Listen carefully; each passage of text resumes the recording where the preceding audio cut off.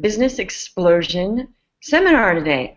Now, before I start, some of you don't know who I am, so I'm Jeanne Omlor, life and business coach, and I work privately, one-on-one with clients to explode their sales and profits through high-impact strategy, extremely effective marketing, mindset, motivation, and a bunch of other tools. I also have group coaching programs, and we just finished one called Productivity Secrets of Successful People.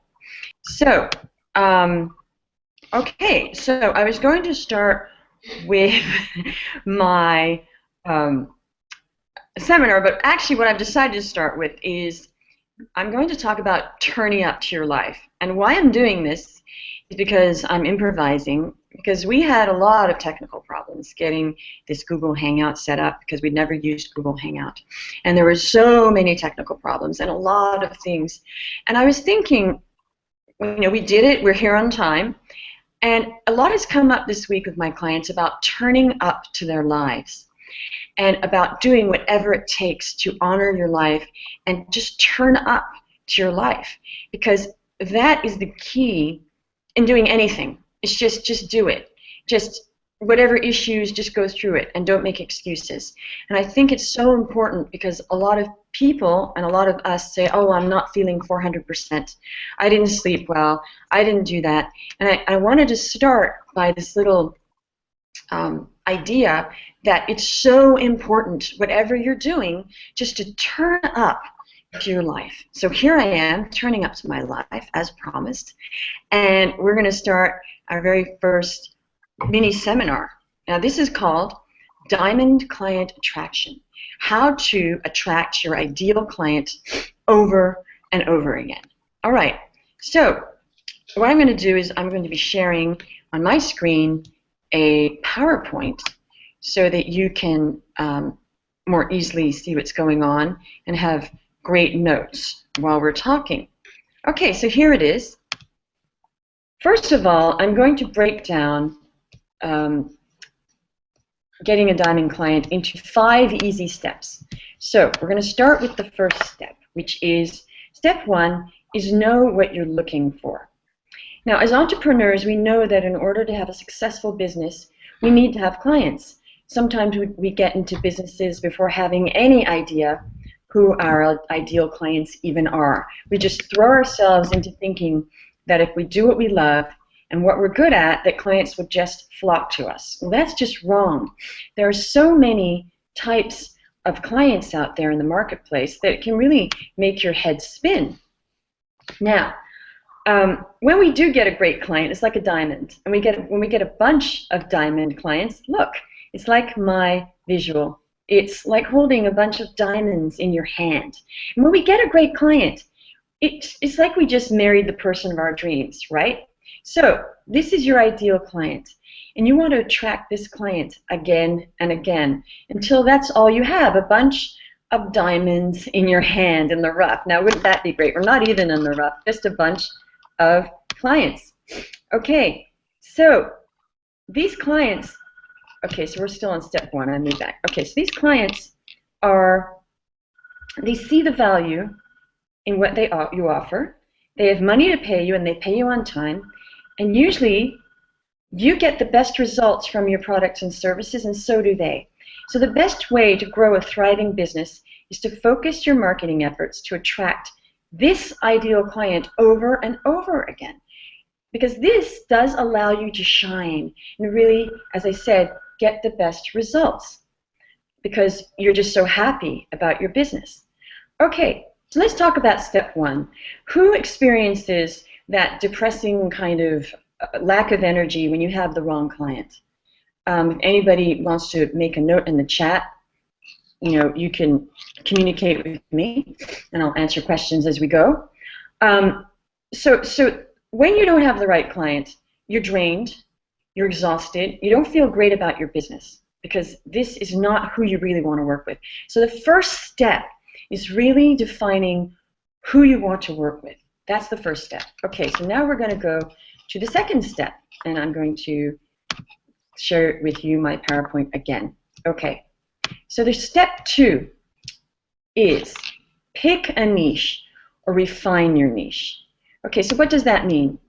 Now, there's nothing more irresistible than someone who has a specific niche, or even two, and knows it or them intimately. You need to know exactly who you're marketing to and what you're offering. Now, I say niche or two because it is possible to have more than one niche, but you don't market to both at the same time. That's muddled.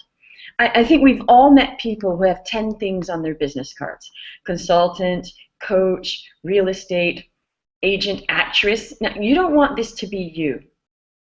You want to convey a feeling that you are such an expert and an authority in your niche that that's all you concentrate, that you are in command of your territory. If we see tons of things written on business cards, we just don't take that person seriously. And if you do have two completely separate businesses, get two separate cards. People just get confused if too many services are presented at one time, at once. It's like a Chinese menu that just makes our heads spin. And usually when people do that, it shows a sort of lack of confidence and almost desperation to not miss out on any business. Now, this idea of casting as large a net as possible just doesn't work when it comes to this.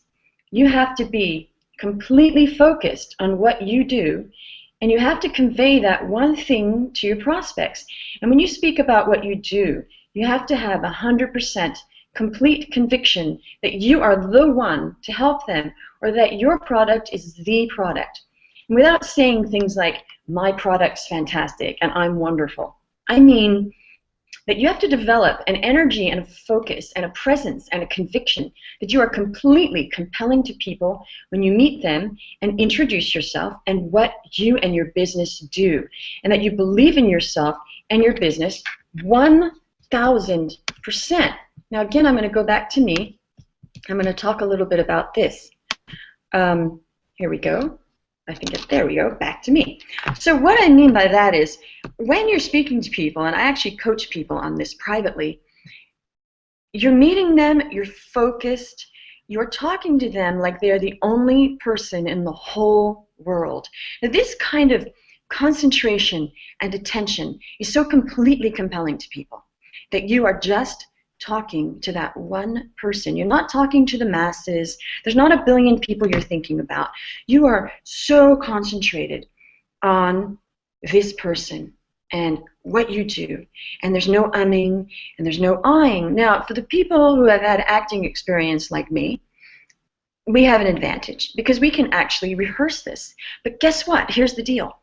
Anybody can rehearse this. You don't need to have an acting background to rehearse getting a very clear presentation, mini presentation of when you meet people and how you present what you do. So this is what you don't do.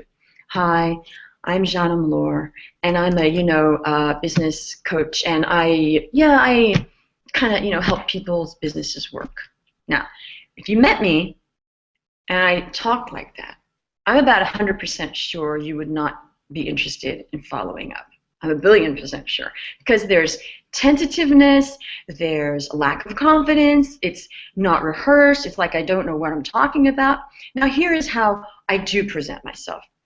Hello, I'm Jeanne Omlor, a life and business coach, and I help entrepreneurs explode their sales and profits.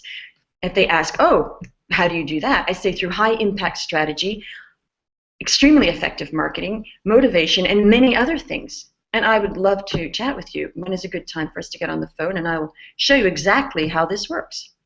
Now, clearly, I know what I'm talking about. I didn't say I'm a business and life coach, and oh, I'm also a consultant. Oh, and I used to be an actress, and oh, wait a minute, I don't want to miss out on my flower consulting business, so I also do flowers for weddings. I don't really do that. But, I have literally seen 4 or 5 very unrelated niches on cards, and when I meet people, they go,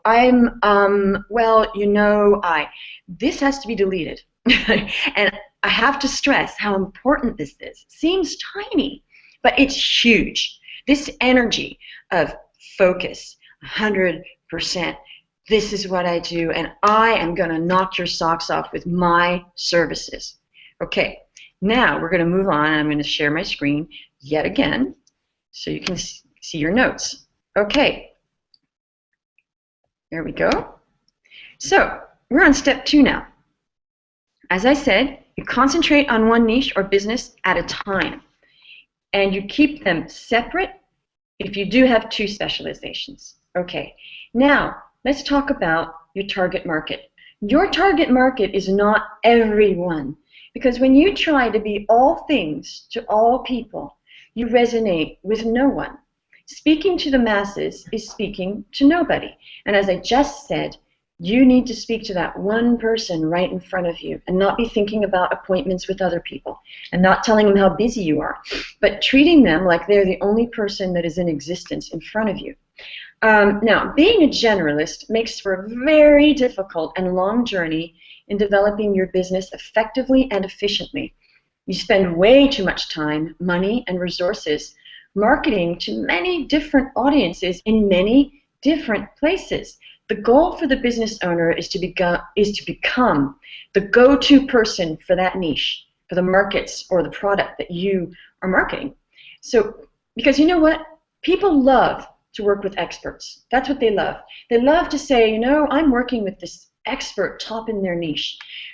So choosing a niche market, or maybe 2, enables you to dig really deep and immerse yourself in your market so that you can, really get to know them and learn how you can offer the best value and serve the needs of this market.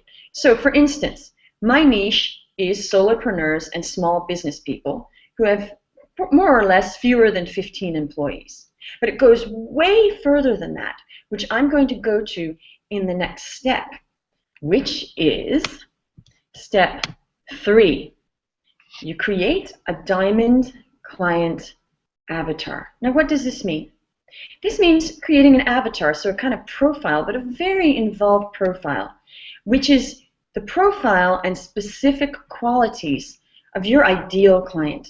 Now, many of us are scared, again, if we narrow down and get too specific about who exactly our ideal client is, that we will be missing out on business. Again, what is this?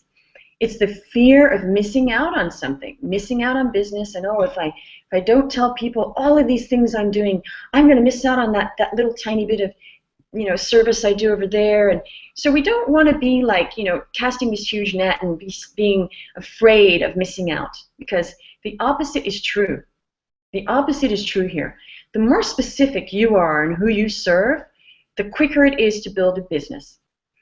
The more general you are, the more broke you're going to be. And I have a very clear example of this with mass emails. We all know when we receive a mass email how we feel. Does it work? Do we feel special? Do we feel the person is just speaking to us? Nope. We feel like, oh, this person didn't have time, so they're sending a mass email, and they usually say, sorry for the mass email. And that's usually where I delete it, unless it's like, a big announcement that I need to know. Because we need to speak to that one person. Unless, of course, you just need to, communicate something to a lot of people that something's starting. But I'm talking about prospects.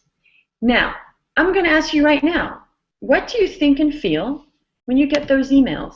Do you feel great? And if you guys, want to be sending me chat messages while I'm talking, I'm going to be looking at them, and tell me how you feel when you get one of these mass emails. Maybe not great. Okay. Now, because, the next time you're tempted to shoot off that mass email, weigh in on whether it's a waste of time and choose what is effective in that case. What does work is when people feel like they're the only person in the whole world when you're communicating with them. As I said, that's super compelling. Dispersed or split energy is not compelling. People want attention. Now, let's talk about that. And I'm going to actually go back to me for this, to talk about this. Okay, one of the greatest human needs is attention. Okay, that's just it. One of the greatest human needs is attention. Because when people are paid attention to, they feel love. Love is actually attention in some way, some kind of love. Okay, so why wouldn't you give people attention if that's what they want, if that's going to make them want to work with you. And also actually do give them attention, not just because they're going to want to work with you, but because you should give them attention. So this is the key to getting business, is to give people full attention. That they, and this is what I was talking about earlier, is when you're talking to them like they're the only person in the world, what do they feel? Oh, wow. Wow, this person's really paying attention to me. And subconsciously, they feel some sort of, touchy-feely kind of love feeling for you. I don't mean in love. I mean energy. They feel great, is what I'm saying. They feel amazing that you are paying attention. It's very flattering, so use it. And it's also nice to pay attention to people. It's a loving thing to do. Okay, so I'm going to go back to my notes, and we're going to continue showing you some more of my lovely PowerPoint, which I hope you appreciate. Okay, so great. So we're going to go back to that. So the client avatar, how do we do this? How do you actually do this? Well, what you do is you answer these questions for yourself. You actually create a profile. You're creating actually what I used to do when I was an actress, a character profile. This is what we're doing. So ask yourself these questions, because answering these questions and building an entire profile gives you the qualities and attributes, and it tells you what they want. Because when you don't know what your clients want, you can't give it to them. And when you give people what they want, wow, they want to just grab you. Okay, so there are the questions. Where do they live? And I mean, like, do they live in an apartment? Do they live in a great house? Is there a dog there? I mean, what is their living condition? What is it like? Because surroundings are so important to people and how it affects them and how they are. Okay, are they male or female? Super important. Are they married? That's also important as far as time and what kind of products they'll need. How old are they? Do they have children? What do they look like? You can actually imagine what your avatar looks like. Okay, what kind of music do they listen to? That's super important too. That's about tastes. Okay, now you could go on and on with these questions. I'm going to just give you a few more. Okay, where do they hang out? Now that's really important because we're going to talk about that later in more detail. That's key actually. What makes them the happiest? So what really makes these people tick? Your clients, your diamond clients. And what do they, now this is the most super important question. What do they need help with the most? Okay, why do they need your products and services? Have they used a similar product and service like yours in the past? Okay, now the big thing is we are going to talk about giving them a name. Okay, actually name your avatar. Because you know what I do? When I'm marketing, I actually imagine I'm talking to one person. And her name's Ava. Just happens to be Ava. And when I'm marketing, especially when I'm doing my marketing videos to, like, say, on Jeanne Omlor TV, if you go to YouTube and you type in Jeanne Omlor TV, you're going to Google, and I have already one episode up there.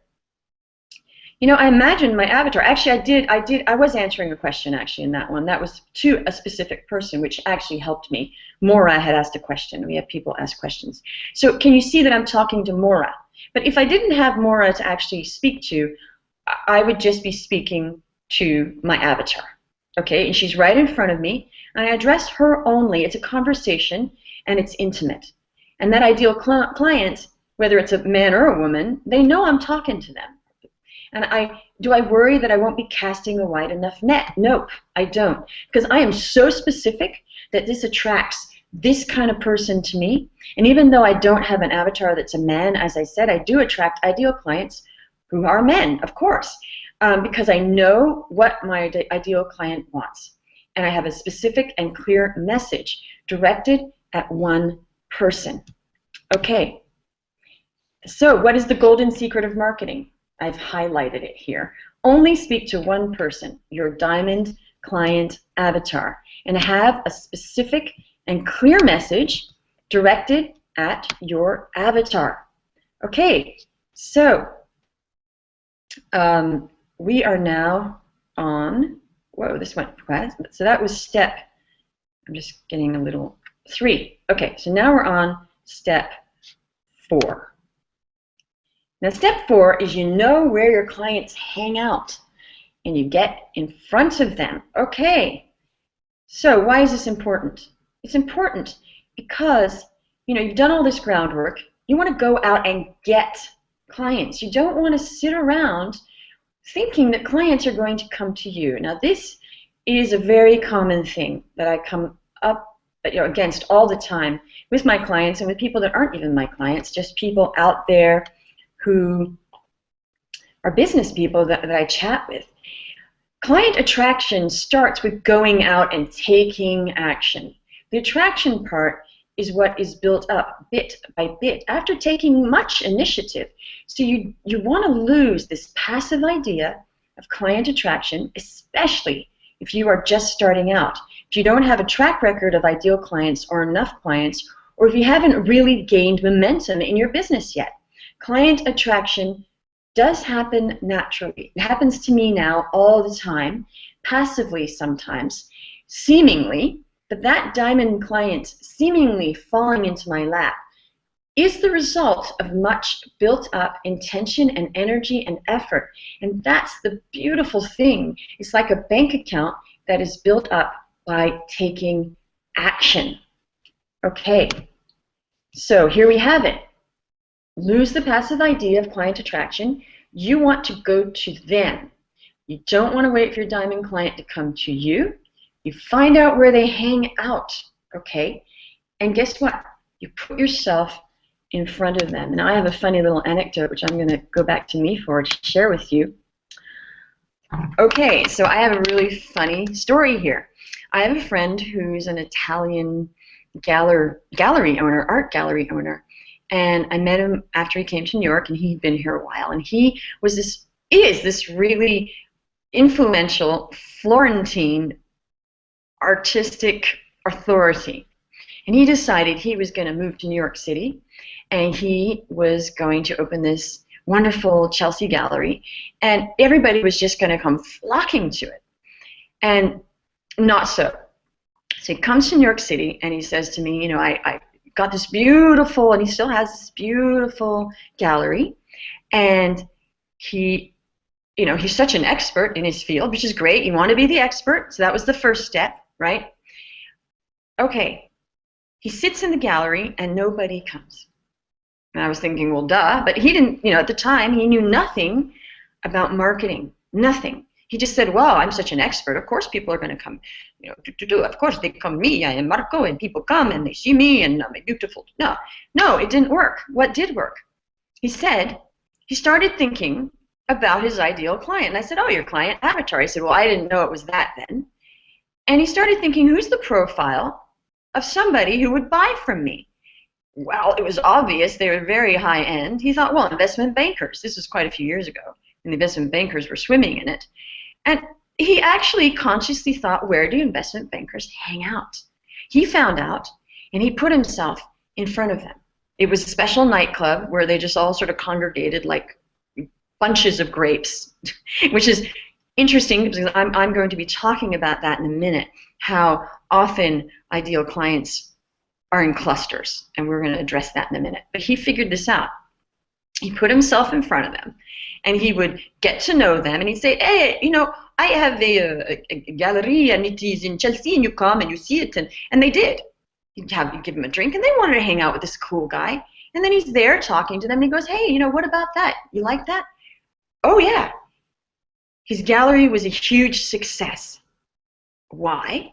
Because he went out, and he put himself in front of his ideal client. He didn't sit there anymore because he knew he was going to die in there, waiting for people to beat a path to his door. So here we have a very specific example of someone who was a world expert on a particular kind of art, a bunch of credentials, and didn't work. What did work was going out and putting himself in front of his ideal client. And he did work at it. He was working it, and he found the system, and he was out there, rain or shine, in that nightclub and other places. And then he got introduced to people, and he was referred, because this then happens. Okay, so very, very important story there. Okay, now we are going to go back to my PowerPoint and we're going to continue with this. Okay, so put yourself in front of them. That was where my little story came in. Now we're going to move into the next one. How do we put ourselves in front of these ideal clients? Well, you want to put yourself in front of them online, first of all. And here are some examples of online. You could write articles for your blog, and you disseminate them. And there's a whole system that I teach people on how to get your articles in front of people. Okay, you join forum discussions and you get involved. So you go on, say, LinkedIn or Facebook, and you join forums where this kind of person would be hanging out. You get involved, you ask questions, you befriend them. And actually, I've gotten clients that way, just, oh, what do you do? And then they're really super interested, and they already know me. Very great way of getting clients because they know you in a different way. They all kind of know what your business is. Okay, as I said, you talk about your services and social networks. Okay, now another big thing is offering free stuff. Okay, what have I done today? I have offered this free, really amazing seminar online. So people can get a taste of what I do firsthand. Instead of me telling them, this is what I do, they can come watch me for free, get an idea and think, whoa, you know, she really is amazing, if I do say so myself. Okay, just kidding. But, you know, whatever they're saying, they're getting value and they love it. And it's like, wow, given this free stuff, I really know, like, and trust that woman. Eventually, they work with me. Okay, another way is advertising on Facebook, Google, etc. Now, this is a whole system you have to know about, and I teach people. I'm also a social media strategist, so I help people navigate all of that Facebook and Google advertising. All right. Now, we are going to talk about how do we get ourselves in front of them offline. Now, I got to say, before I talk about offline, that the highest resonance is meeting somebody in person. That is your highest and your best bet, and that's where you are going to get the best value out of your networking, because they see you, they can look at you, and nothing is more beautiful than actually seeing somebody else's face and other wonderful human expression. It's very compelling, and we already talked about how to make that human expression even more compelling earlier on. So let's talk about, how do you do this? Well, here are some ideas. You attend networking events where your diamond client avatar would hang out. So let's talk about my friend Marco, the Italian. He did this. He put himself in front at the nightclub. He also went to other networking events that these people invited him to, and he knew that their buddies would be hanging out there, and he turned up. Okay, another great idea is a booth at a trade show or at networking events. Sometimes they'll let you buy a table. Again, you offer a free sample of your product or a free session. People love free stuff. You got to give them a little taste of what you do. And it's also generous, and it's also a great way of seeing if you want to work with these people. So it goes both ways. Okay, what else? Going to a party or a launch. Now, I do this a lot. I go to a bunch of launches, and it's fantastic. And I cross-sell because I also have another a blog in another whole niche. And I've managed to cross-sell without talking about both at the same time, of course. And I do have two separate cards. Okay, joining business groups where your diamond client would be a member. Okay, I just want to talk about something right now called meetup.com. This is fantastic. This is amazing. Most of these are free, and there's just a bunch of clients there. If you go in on meetup.com, that's meetup.com, and I don't know if they're worldwide. I know they're all over the States, but check it out, see if they're in your country, if you're somewhere else, and start typing in any subject, and there are meetups for all sorts of stuff. So I highly, highly recommend that. Now, apart from this brainstorming that I'm doing with you, think of some other creative ways you can get in front of your ideal client, and write them down and start making this happen one by one. Make a plan of this.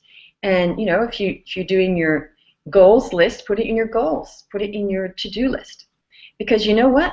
once we do attract that first diamond client, then we can attract it over and over again instead of it being a fluke. We repeat what it was that got us this client, and we do it all over again.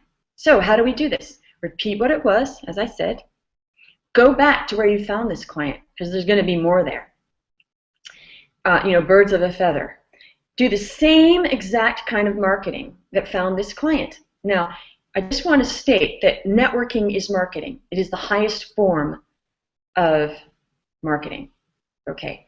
Now, I'm just going to actually go back to me for a second and talk about this, because this is super important as far as I'm concerned. Okay, so I'm going to talk about the most important and highest resonance. Okay, the first highest resonance is meeting somebody in person, as I said, and I really, really stress this a lot, that human communication in front of you is the highest resonance, highest bang for your buck. So really worth that effort of not just sitting at home behind your computer doing just online. Okay, some people's businesses are only online, and that's great. It works for them for what they are, but for a lot of other people, it's really important and great, and they just go, wow, I really like you, I'm going to work with you. That happens to me. They meet me, I tell them what I do, and they're like, whoa, okay, let's make it happen. Now, online, it takes a bit more, convincing, because they don't see me, they just see my website, and oh, I look pretty good, so it takes a little more time. So let's talk about the resonances, and we're going to run down them in order. The first highest resonance is meeting someone in person. Okay, it's number one. Number two is video, like what I'm doing right now. Because you can still see me, you can hear my voice. It might not be live, or it may be live. It really kind of doesn't matter. This is super compelling because I'm sitting right here in my lovely Greenwich Village, invited you into my home in the moment. So this is really actually the best as a live seminar. Now the third highest is just video that doesn't happen to be live. Okay, why? Because they can see you, you're talking, you're animated, it's not just a photo. It's great. The second best apart from meeting somebody in person. Okay, now the third one is on the phone, because at least you're hearing their voice. They're still there, you can't see them, but you're on the phone. So that's the next one. Okay, the one after that is email. So that's the least. That's the least resonance is an email. It still works, but it's the lowest on the food chain of influence and presence is an email. All right. Now, even lower than that is a text. That text doesn't even make it into my list. When people talk to me about, oh, should I text? Somebody actually asked me, should I text someone, a prospect? And I went, no, never text a prospect. It's sort of like, oh, here, let me just text you because, I really don't care about you that much. I can't even write an email, and I'm certainly not going to get on the phone with you, so let's just text. It's kind of sending a message that you kind of don't care. So never, not that you would ever do this, but never text a prospect unless you're already, in communication. Okay, so I just wanted to go through those with you. Now I'm going to go back to my lovely PowerPoint. And by the way, if you want this PowerPoint, just email me after, and I'll actually email you these notes. Okay? So, and it's info@JeanneOmlor.com. All right. Now, we're talking about analyzing what happened. Really analyze what happened. How did I get this client? Because what a lot of people do?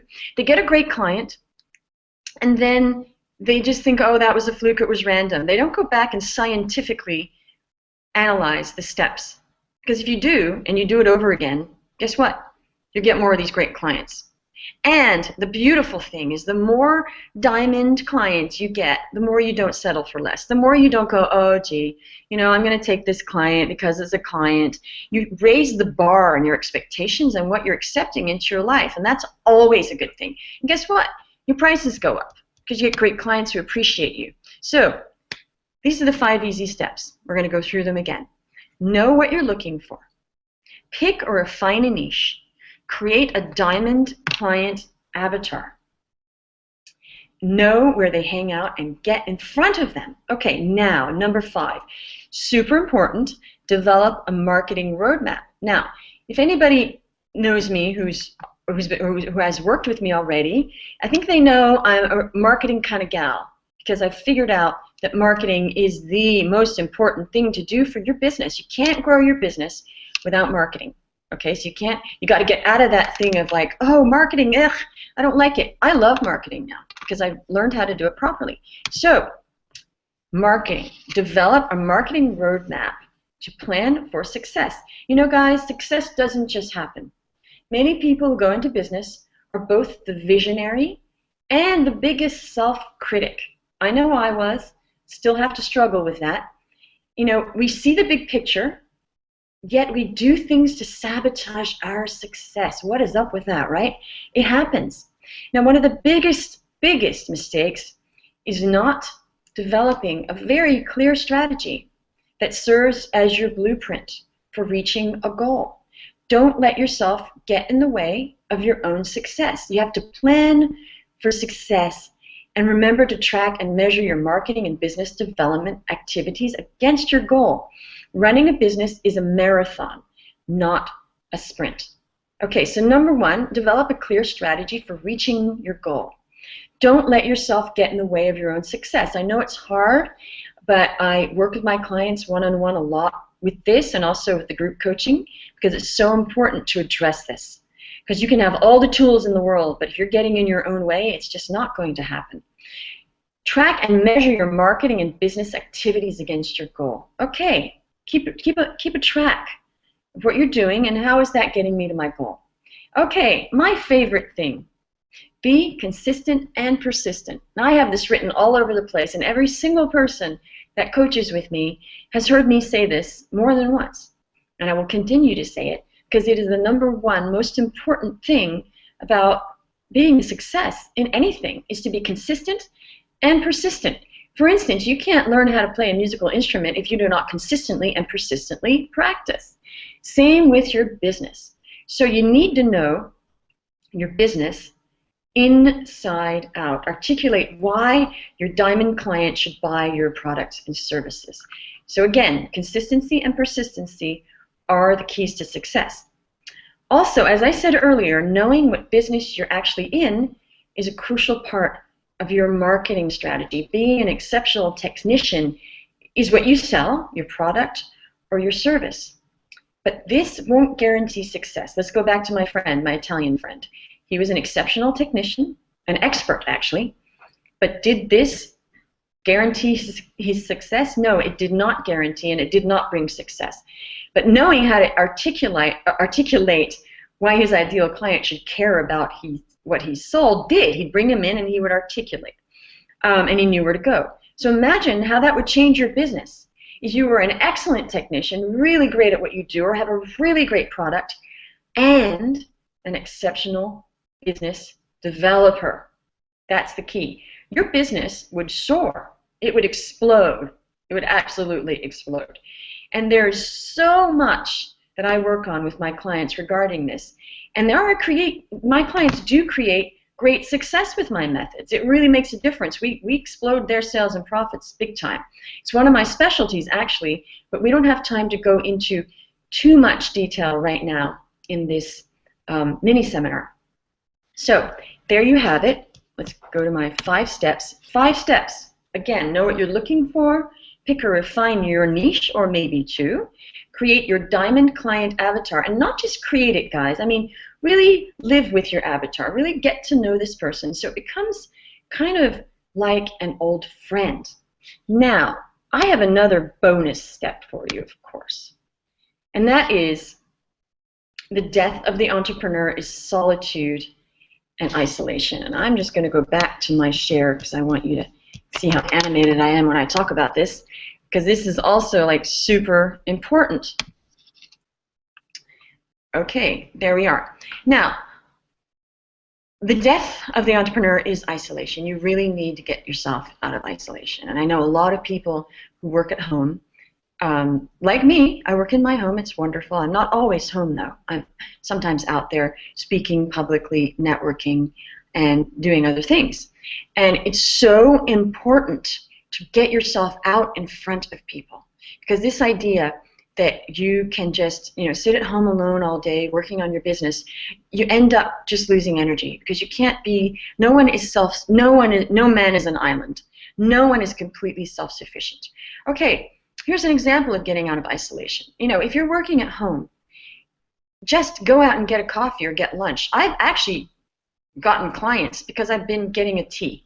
I've gone out, I've decided to take a break, go see a friend, get a tea. Guess what?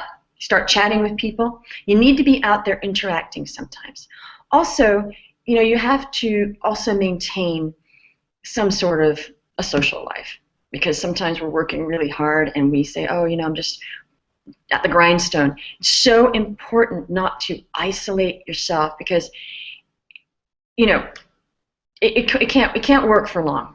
You can't just be self-sufficient for a long time. So we are going to go back to my lovely notes so you can see what's going on.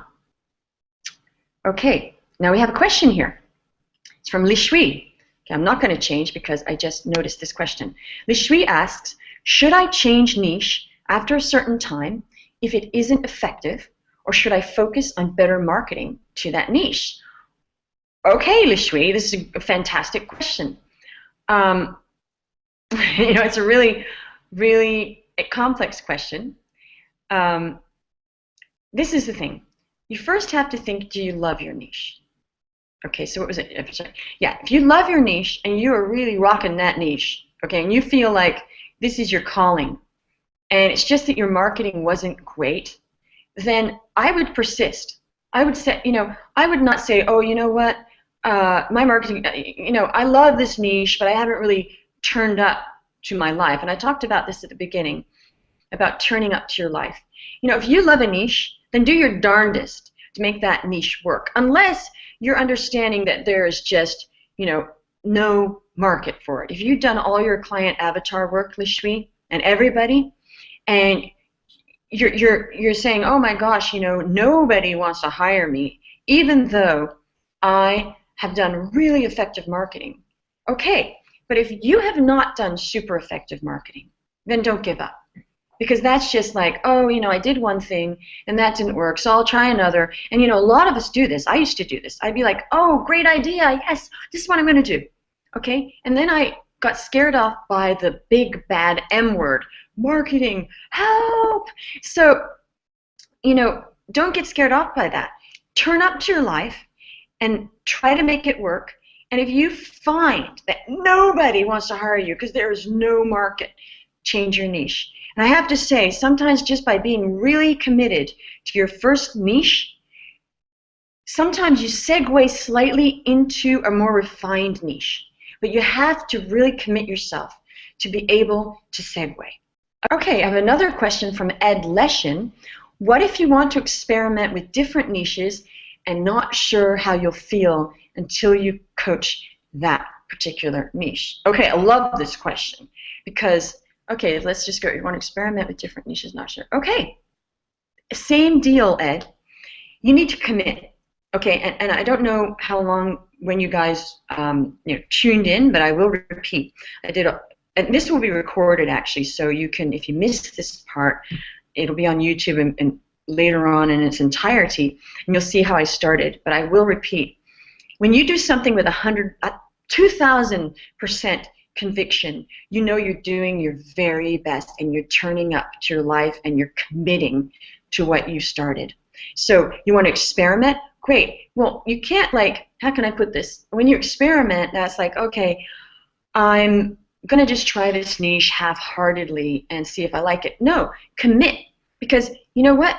If you commit, you might actually get some clients in that niche and actually be able to experiment. But what I've seen, and I do coach coaches as well, I've seen that there's this fear of committing, and so there's this sort of, oh, I'm sort of trying to be a life coach, but I really want to do health coaching, so I'm telling people I'm a, health coach and life coach, and it doesn't work. They're two separate. Now, if you have very related, I say business and life, because it really appeals to people. They know that I'm a business coach, but they also know I'm aware that your business is part of your life, and that's the whole idea. And I don't actually just do life coaching. It's always business life. Okay.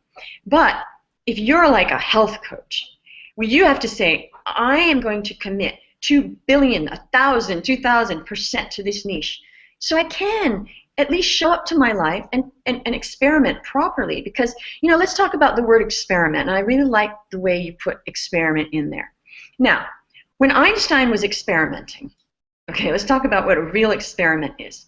When Einstein was experimenting, and all scientists experiment, are they going, you know, I'm just going to kind of see if this super important experiment kind of works until I commit myself?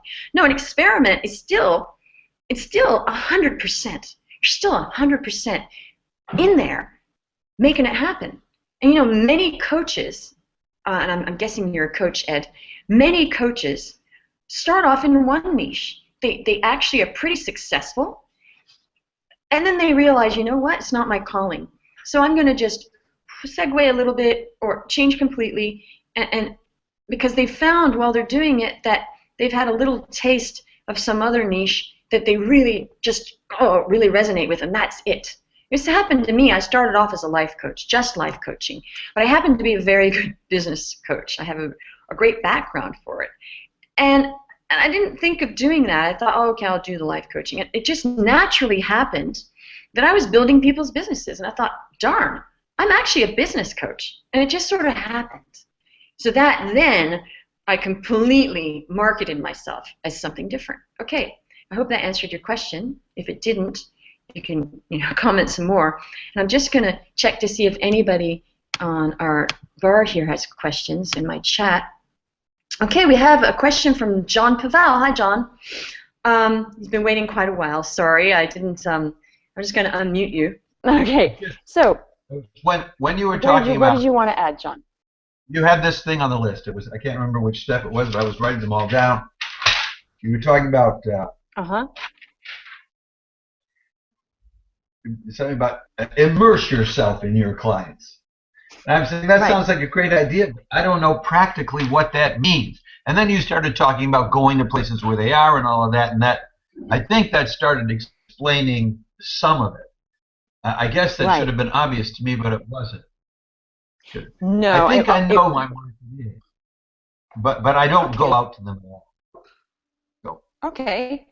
All right. Well, first of all, what I was talking about was immersing yourself in your market. So, which is a little different. The clients are the market, but I mean immersing yourself in your market in the sense that you are becoming an expert in your market. So you're a market expert. So what I mean is, if I'm a business coach, I'm going to immerse myself in my market. I'm going to find out and I do a ton of research. I'm a social media strategist. I'm forever reading about whatever is going on in marketing and the newest stuff. So I have immersed myself in my market, okay? So what do you do, John? What's your market? Okay, now I understand better. Well, one of my market niches is chief executive types, top executives. Okay. It's my market because they pay the most money for doing what I do, which is training people on how to do better public speaking, and they need to do it more than anybody else too. So that they're the perfect client, and when I am working with them, you have to be really with those guys, and I'm really, really good. So I belong working with these guys. But my lifestyle is not the lifestyle of a top corporate executive. On the contrary, I'm practically a raving anarchist in my ideas and all of that. So it's like I have like this creative tension between this target group that I'm best suited to working with and what my own personal lifestyle interests are. Okay, let's talk about that. It doesn't matter. It doesn't matter, you know. If you love what you're doing, and it sounds to me like when you're up there teaching or doing your job, do you love it? I mean, do you like the job? The top guys are most exciting to work with. You walk into a room with a chief executive, and you don't know what's going to come at you, but whatever it is, it's going to be the most challenging work to do, that you have to do in the most sophisticated way, and they're going to expect the absolute best out of you. Great. Okay. That's exciting. So we don't have to, okay, so I'm going to say something super important, okay? We don't have to subscribe to the political leanings of the people we're working with. In fact, I'm completely apolitical in my coaching because it's not my place. You know, That's not what I do. I coach people to explode their sales and profits and make their businesses work, because that makes their lives better. That's all I do. I don't talk about voting, and I never mention anything like that because it's not my place. So, does it matter to me if somebody's a Republican or a Democrat? It doesn't make any difference to me at all, or whether they're a libertarian. I couldn't really care less. It makes no difference about how I don't even know what my clients are. We don't talk about that because it's not important. So when you're up there doing your job that you seem to love, John, concentrate. And I talked about this before. Concentrate on what you're doing, and not, oh, well, I'm this bohemian, and it doesn't. I mean, if you love doing this work, and this is giving you your money, and this is where your value is, try to not think about stuff that's just a distraction. Because if you don't want to do the work, then don't do it. If you do love it, commit yourself. And what I mean by, when I talked about, yes? For me, doing the work isn't the issue, it is the marketing side, you see? Right. I've never really done any aggressive, organized, strategic marketing to top executives. I've fallen into doing it when clients that I had for other reasons would have me do it. And I think it's because I have not taken the time to focus on, to learn. Right. About you have not immersed yourself in your market, John. Okay, and I'm not telling them off. This is why I presented this diamond client attraction, this particular seminar. I've done this before, and people have raved about it. They came and they said, I learned more, because I do it in like 45 minutes or an hour, And they've come up to me and they said, I learned more in 45 minutes than I have in my whole business, and I've been in business 10 years. Why? Because nobody tells them, you need to go out and do a conscious marketing. You can't just say, oh, the thing is, you can go on like that. A business can go on with passive marketing, and businesses do survive. A lot of businesses survive with this passive marketing and dribble. Right, and somebody hears about you, and that's great. It's wonderful. I get referrals all the time. Do I count on them? No way. And there's no way I'm going to sit there and say, gee, I really hope those people refer me, because I really am counting on that. And it sounds to me like you've been counting on one marketing avenue, because referrals is a marketing avenue. It is. It's a marketing avenue. But that is a passive marketing avenue, because other people are referring other people to you, right? So I would say, John, is that you should email me so I can send you these notes again. And by the way, if anybody wants these PowerPoint notes, just email info@jeanneomlor.com, and we will, send them to you so you get the notes. Okay, and you can also re-listen to this so you didn't miss anything. Okay, so John, sounds to me like there's two things. It's like, this moral thing, which I just put to the side, honestly. Forget about it. Just drop it. I'm just, guys, you're going to get the dirt from me. I give it to you dirty, just do it, I'm not going to pander, and it's not my style. My style is helping people get through stuff, and, I really talk straight, okay, and I'm always going to be like that. So, John, get over it. Okay, next. Well, you can't get over this lack of marketing. That's why I'm helping you, and, people can't just get over not knowing something, right? And this is where I help, and I'm really compassionate about it, because nobody teaches this stuff. Some people ask me, can you refer me to a good marketing book? Well, there aren't any. It's general. It's very general. It's not, this is what you do, and that's what I do for people, and that's what I'm going to help you with right now, John. John, you need to pick a marketing avenue or two. You need to identify and do all those steps I talked about of where your ideal. Now, you might find yourself really brainstorming and saying, where do these guys hang out? Maybe they hang out at a bar. Go to the bar, buy them a drink, start talking, because, I happen to know, especially for men, bonding over a drink at a bar leads to business. It's like golf, all right? So use it. Not so much for women, the bar thing, maybe, and the golf thing. It does happen. I mean, I'm just being real here. But you can really capitalize on where these people would be. That's kind of fun. Then you go out, you meet people. Then you need to do other stuff online, like identifying, John, who the people are in companies. Now, there's a whole system that I teach people, because I actually used to be a top executive recruiter, so I know how to get to people.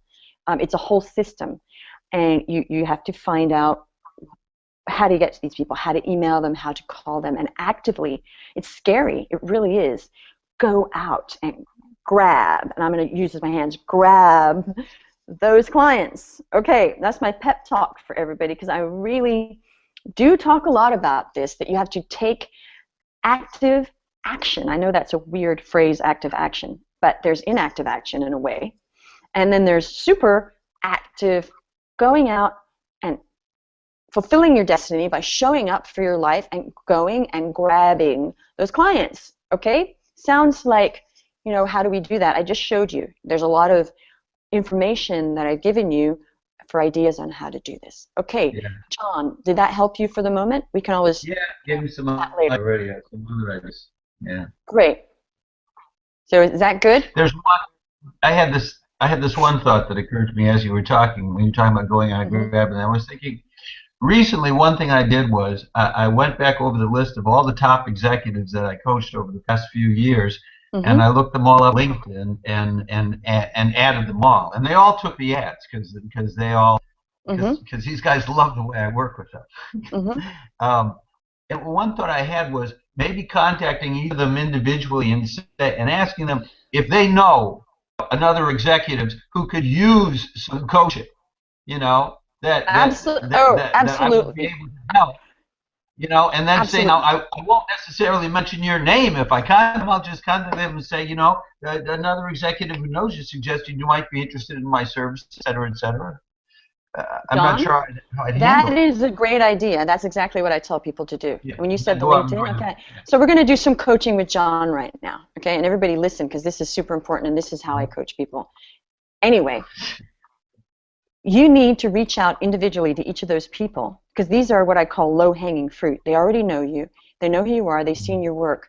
You need to take advantage of those contacts by reaching out to them personally with a personal email. Hi, how are you? Loved working with you. Bang. Then you offer. You write a really great marketing email, and you offer your services and say, you know, if there's anybody else you feel that might really benefit from my services, that's how you put it. Please, and you know, this won't, by the way, people, this won't happen. People need to be asked for referrals. And it's okay to ask for referrals. If they love you, they go, sure, of course I'm going to refer you. But they need to be reminded. So John, I would say to you, your job is going through all your LinkedIn contacts, whether you've worked with them or not, and send them a personal email, but especially the ones who know you, okay? And that's a great idea. Okay, so that would be a very easy way to take action now. You don't need anything to do that, right, John? That's right. Right, good. So we're good for now, John. I'm going to mute you. We're going to continue, okay? Great talking. Great. So I was talking about the death of the entrepreneur is solitude and isolation. I was talking about how it's impossible to build a successful business by doing it alone. And behind every successful entrepreneur is a strong team of colleagues, employees, coaches, and partners. So you need to identify who believes in you, who can coach you to greatness, and also strategic alliances. Those are important too. So we're talking about JV partnerships along the line, and just people that you can partner with in some way or another. Okay, because you know these are an important leverage point for any business owner. Partnering with others to support your business development activities will build your prospects and skyrocket your success. Yes, I'll repeat that. Partnering with others to support your business development activities will build your prospects and skyrocket your success. Okay, so that I'm just going to show you, that's the last one. So we have all these lovely notes. Again, anybody that wants these notes, email to them. You can have them. I'll send you these these PowerPoints. You just need to email info@Jeanne Omlor, and we will get them to you as soon as we can. All right. Now, I must say that all that I covered and a lot more is going to be in an upcoming group coaching program called Business Breakthrough Accelerator. And I'm so excited about it because I am rolling it out today. I'm presenting it for the first time. And we're going to be, in that group coaching, we are going to be covering a lot of in-depth how to get clients and a bunch of other stuff. Great. So that wraps up this Diamond Client part. And I'm just going to see if anybody has any more questions about this, or let's see, anything? Anybody have a question? I don't see any there. Okay, I'm just going to see if, just a minute, see if there's any on on our Facebook forum. Great. Okay, so what we're going to do now is we are going to take a short break, just like a 10-minute break, so everybody can just go off and get a tea or something, and we will meet back here at 12:20 for the next exciting episode. I'm going to be doing a whole seminar on blasting through your money limitations, so don't miss that. That's in 10 minutes, 11 actually, 12:20. I'll see you back here. Okay, thanks for joining us. Hi everyone, and I hope you had a great break. So far, what did we cover? For the people that just logged in or just started, we did a whole diamond client attraction, how to attract your ideal client over and over again presentation. And as I mentioned before, this whole seminar will be on YouTube later, so you can always go back and see what you missed, or you can go back to review the information again. And we've had quite a few emails come in from people who do want the PowerPoint notes. No problem.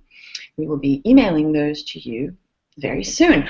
Okay, so, right, so what are we going to talk about now? I have a really special thing in store for you. Oh, by the way, everybody, for those who have just joined me, I'm in my lovely Greenwich Village apartment in New York City, and I've invited you into my home today for this very special event. All right, so what are we going to talk about now? We are going to talk about something that people often feel very uncomfortable talking about. Now, this is probably something that makes people even more uncomfortable talking about than marketing, and it's money. Money. So important to open up the conversation about money. Money does help the world go round. Love makes the world go round, but we need money to have a successful business, or otherwise we just don't have a business, right? So I am going to present another lovely PowerPoint, and I'm going to share it with you right now, and we're going to launch into our money discussion. Okay, money story. Now, money is a word that brings up a lot of different things for different people. And everyone who has any kind of relationship with money has a story about it that is showing up in their lives. And whether you're aware of it or not, we all have a money story of some description because we all have a relationship with money. It's undeniable. Ever since I started coaching, and way before that even, I have become aware of a pattern involving some of my clients, well, most of them actually, and it's one that involves money. The challenge each is experiencing is that they are not making the money they would like, doing what they love to do. Now here's a little segue, and I'm going to go back to me for this. We're going to talk about that because people talk about that a lot. And I just want to address that once and for all. Okay, now I'm going to move that out of the way. Okay. So there is this conception that we have to make money doing what our passion is. It just has to be made doing the passion. And I have a very personal story for you. I was an actress for many, many years, and I had this idea that I had to make my living off my acting. I just had to, otherwise I just wasn't even worth making money. Well, what I've come to understand is that you can have more than one thing you're passionate about, and you're not betraying your life or your lifestyle or your art if you're making money doing something that's not your initial or primary passion. And so what happened to me was I realized I absolutely love coaching. I love helping people. I'm really good at it, and it's sort of a calling for me. Does that mean that I don't like acting? No, it doesn't. But I found another passion that I really love doing that I also make money from. And most of my earnings are from my coaching. So we have to get past this blockage that if we don't, say you're an artist and you're not making money just from your painting or whatever kind of art it is that you do, you're not betraying your life. Because what you could do is you could find something that you also love enough that, if you're miserable doing it, it's never going to work. So it has to be something you do love. And continue your art on the side. And what happens often is that when you do something you also love and you start making money, it feeds your other passion. So I just want to address that because it is a huge challenge. And it's a problem for a lot of people in their lives that they feel like they're betraying their primary passion. And there's no betraying. And we have to give up this idea that if we do what we love, money will follow. No, it's not necessarily true. What is true is that we need to love what we're doing if we're making a business out of it. But you can find more than one thing that you love. We were just talking to John earlier, and he was talking about how he does love coaching these CEOs. He really loves it. Now, that doesn't mean he's also an actor. It doesn't mean that he doesn't love acting. He loves both, and he's understood that he can make money from both. Okay, so that was my little segue, and I'm now back to my PowerPoint on this one. So, money story. Again, money story brings up so many things. Now, there are underlying beliefs from our childhood or earlier in life. I don't mean earlier than childhood, but earlier in our lives, but later than our childhoods, that we don't deserve to make money, or a number of other beliefs. And the thing is that we can't change our relationship with money unless we first get really clear on what that story actually is, and then change it. So, how do we get clear on money story? We ask ourselves questions. And we get clear on what our beliefs are about money. It sounds scary, and it is, but as usual, clarity is the key to everything. So we ask ourselves questions, and I will go into that a little later and help you with these questions because they're very specific questions that we have to ask, kind of like detectives uncovering the clues. And we got to get really clear on our money beliefs. Okay. Now, clarity is the key to everything, and I think that people that know me and have been coaching with me, they know that's where I always start, is getting clear. And awareness is also in there in the first step in changing things. We need to be aware of anything before we can modify or change it or make it better. And I believe that everybody has a story, that we are all walking pieces of nonfiction, parts biography, parts memoir, parts how-to instruction manuals. And as the author of these pieces, we write the experiences we live out. And your money story is the one running your business today. So you have to consciously change your money story to change the results you're getting in your business. Okay. So to begin with, here are some money beliefs that people have. Can you relate to any of them? Having money will change me into a selfish monster. There is never enough money for me in my life. I need to marry rich to have money. I've got to work hard to earn I've got to work so hard to earn money.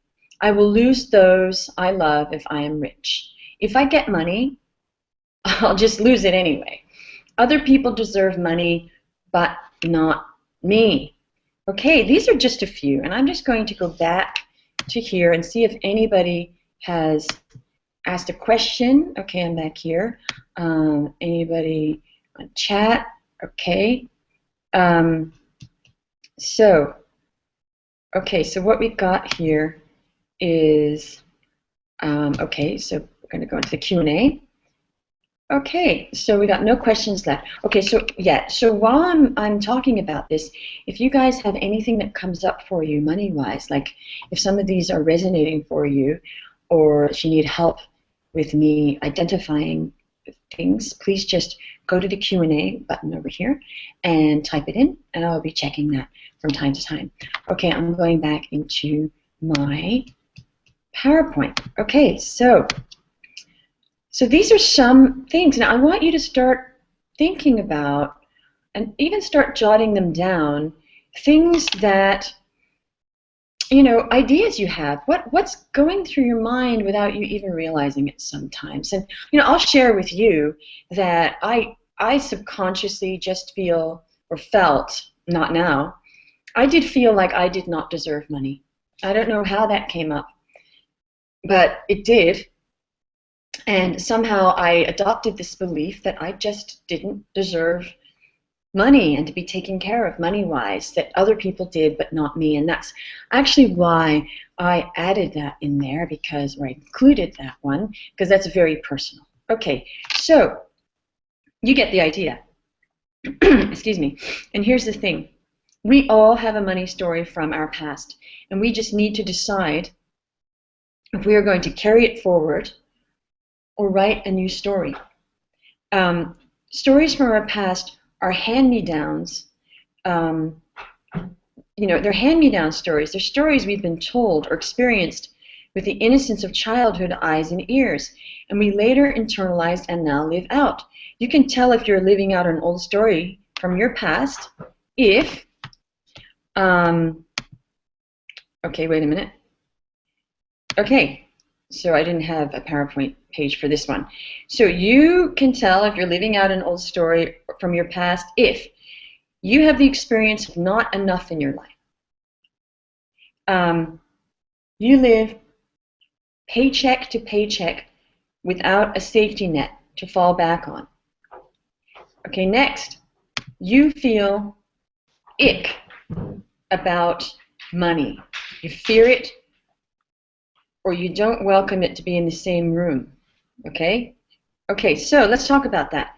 You feel ick about money, you fear it, or don't welcome it to be in the same room with you. Whoa. Okay, I'm going to go back and just really, you know, talk about that. Now, I actually have heard people say, oh, I hate money. I hate money. Now, this is not one person. I've heard a lot of people say this. Now, if you hate money, there's no way you're going to attract money into your life. I mean, it's like saying I hate men. You know, you're not going to attract men into your life if you go around saying you hate them, right? Or I hate women. It's just never going to work out, right? You have to have non-contentious relationships with everything in your life that you want to attract. And I talk a lot about this too, like fears, and I go into a lot about fears in my programs and with my coaching clients. So let's talk about money. You have to embrace money, because if you feel ick about money, I mean, money is how you're eating. Money is paying your rent or your mortgage. Money is buying your kids, if you have them, clothes and food and tuition. You know, money is letting you go on vacation. So when we really think about it, and I'm not, you know, criticizing, because this is not to criticize people. This is to point out these are subconscious beliefs that come up. And again, I'm full of compassion, because I had really self-sabotaging ideas about money until I worked through my story, okay, until I got myself where I am. And I still have to really be aware and work through these things sometimes. Okay, excuse me. So if we feel an ick feeling about money, we really need to get to the bottom of that. We really need to embrace money. And I would even go so far as saying we need to learn to love money. Now, how many people, and I want to hear from you, how many people, I think somebody asked a question here. Let's just check. No, okay. So how many people had a little reaction when I said you need to learn how to love money? How many people thought, oh, but I don't want to be like, you know, those Wall Street people that love money? See, this is the thing. Loving money, there's nothing wrong with that. You know, putting money above all else to the detriment of your family, friends, yes, there's something wrong with that, but that's not what I said. You can love money and be okay with that and still be a good person and love your kids and love your friends and be a great person. I love money now. And it took me a lot of time to be able to say that, because I used to have these really negative beliefs about people that were materialistic. And that doesn't mean I'm actually materialistic. It means that I love money, because what do I do with it? Well, I do great things with money, I got to tell you. And when you really think about it, what do you do with money? You do great things. You go see a movie. All these things that you love doing, you're using money. So surely we have to be able to be okay with that. Okay, I know that's shocking to a lot of people, but I really wanted to sort of, provoke in a way that it's okay. And I don't consider myself a completely over-materialistic person either. I have understood what was standing in my way. Okay, now again, I'm going to just check to see if anybody had any commentary here. No? Okay, going back to the Q&A. All right, and again, if you have any even thoughts about this and you want to go to the Q&A, please go to that Q&A box and just type it in, and I will be checking and taking care of you guys today. Let's just going to repeat that you're living an old money story if you have the experience of not enough in your life. You live paycheck to paycheck without a safety net to fall back on. You feel ick about money. You fear it or don't welcome it in the same room with you. Don't even want to open up the conversation. You have repeated patterns with money that keep happening in your life. Feast or famine, having, not having, out of debt, over and over again. Same old arguments about money too. And one of your biggest fears is not having it. So you could be afraid of it, but you're afraid of not having it. So there's this very unclear energy going on. Now, I carried, as I said, this story for years of there's not enough for me and I'm a starving artist. That's a money story. And artists aren't materialistic because we're better than that. Okay, it sounds ridiculous saying it right now, but I'm being brave here. And I'm opening myself up to be vulnerable here that was my story. And I'm okay with that. It was, and I see now, a waste of time it was, but that's okay. And you know what happened? I created this story over and over again in my life until the pain of it just broke me open and I surrendered.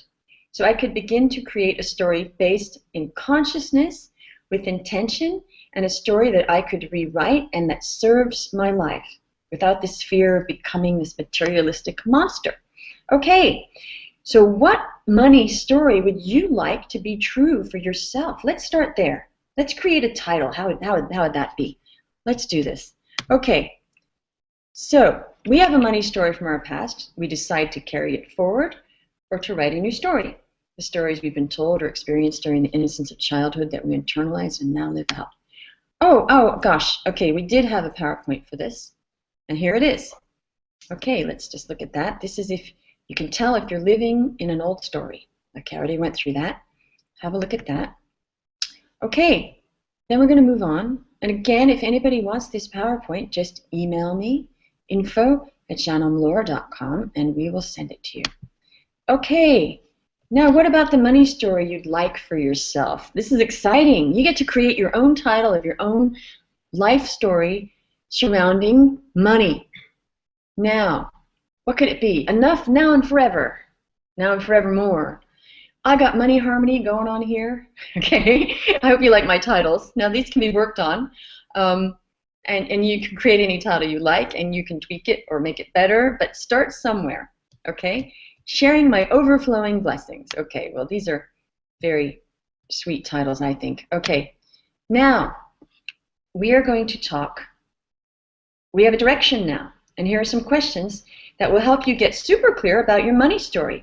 And why not get a pen and paper right now and start on this? Okay, I'm going to give you the opportunity to actually start on this because, it's really a lot easier when we start things to go and finish them later. So I'm going to give you that opportunity right now. So go get a pen and paper if you can, and let's go for it. All right. The first question, and it's a very important one, is what were my dad's beliefs about money while I was growing up? Okay, so what were my dad's beliefs about money growing up? Okay. Now, honestly, my dad personally didn't really talk about money that much. I think he just believed, this is what I figured out, that there would always just be enough. So that's what was his belief. And actually we did always have enough, but not like so much more. Sometimes we had a lot more, and it really wasn't his main focus. So he didn't really talk too much about it, and it wasn't really a negative thing. It was more just we didn't talk about it that much until we started having money problems. Then we did hear a lot about money. Okay, so what were your dad's beliefs? What were they? I'll give you some examples. Did he feel like he could never make money, do you think, or it didn't matter? What were some beliefs? And sometimes we have to really think about this. Okay, when you get a little bit written in there, we have the next question. What were my mom's beliefs about money while I was growing up? Now here's a really important point. Sometimes we're spending more time with one parent than the other, and we get a really good clue of our money story just from one parent. Sometimes and then they just argue about it sometimes, or don't argue. Sometimes it's really just one parent who has influenced the main part of our money story. Okay, let's give you a couple minutes on that. Okay, next. Oh, okay, so again, what were some beliefs? All right. Now we are going to the next question. Now, if anybody can't hear me or if there's any problems, whoops, I just skipped that. Please just send us a note on the chat or the Q&A, even if it's not a Q&A, if there's any issues, like technical issues, because sometimes these Google Hangouts, they come in and out. Okay, so, I have a little chat question here. Okay. All right, so John says, just a little chat, this is perfect. I started doing this last week when I was journaling about money. Well, fantastic, John. Great start. And the thing is, once you start doing this, you start to uncover things. And as I said, it's like being a detective with your money, and the huge ahas come. And I must warn you, sometimes great sadness comes with this, because there's some sort of regret that can come in, and I just want to warn you about that. I had to really work through my regrets about, well, beliefs about wasting time and such, and I think we're afraid of this, but no time like the present to start changing things and growing new habits, right? Okay, and Apollonia says, my dad worked late but never wanted to advance to a higher management, and we had enough to get by. Okay, so this is, this is part of a money story. I invite Apollonia to, also add in there what she feels her dad's money story might be. She might have to do a little bit of guessing here, but try to come up. That's a great first clue, is just to start writing down habits, because these habits then can be investigated more, and then we can start seeing, aha, that's what that habit meant. And I don't mean to jump to conclusions, but I think we kind of know deep down when we start asking the questions. Okay, so the next question, how did my family talk about money growing up? Okay, now these are some examples, and I got to say, I heard some of these. Yep, I did hear some of these. Money doesn't grow on trees. Do you think I'm made of money? Money is evil. Well, I never heard that one, I must say. Money is just too hard to get. It is virtuous to be poor. So now, somehow, I must have adopted that. And I'm sure I did, because I've worked this out, because I've done a lot of work on myself with this. I thought it was so virtuous to be poor. Oh, poor people are virtuous. Rich people are not virtuous. So that came somewhere. Now, I don't even know if it came from my parents. Somehow, maybe with the media I was watching and the movies, I don't know. But I had decided that being a starving artist was a virtuous thing to do. And I think it was more about hearing about starving artists, actually. And I did work that out. Okay, moving right along now. Okay, very important here. What did my parents believe about wealthy people? All right, let's talk about that while you're writing. Example, rich people are dishonest. Now, I've actually heard people say that. And I cringe every time I hear that because I just think, oh, money story. I don't feel sorry for the poor rich people that are getting insulted. They can really certainly stick up for themselves, right? I'm sorry for the person who says this because it displays to me they have a money story that is they'll never be rich if they keep thinking that, because how would they want to be something that they're associating with dishonest people? All right, so I'm just going to check my Q&A and see if I think things are going to be coming up here. Okay, Apollonia wrote, my dad worked late but never wanted to advance. Okay, he is always barely getting by, so it sounds like this is in the present tense and doesn't have enough to fall back on. Okay, so your parents, Apollonia, had a money story going on. Okay, my parents believe wealthy people are people who are working hard for the money, but just like people. Okay, so your parents believe that not bad things about wealthy people, so that's not part of their money story. Their money story is coming from something else with their parents. Okay, good, because money stories are very they're very mixed, and it's not black and white, and everybody has a different money story. These are just ideas, just so keep that in mind.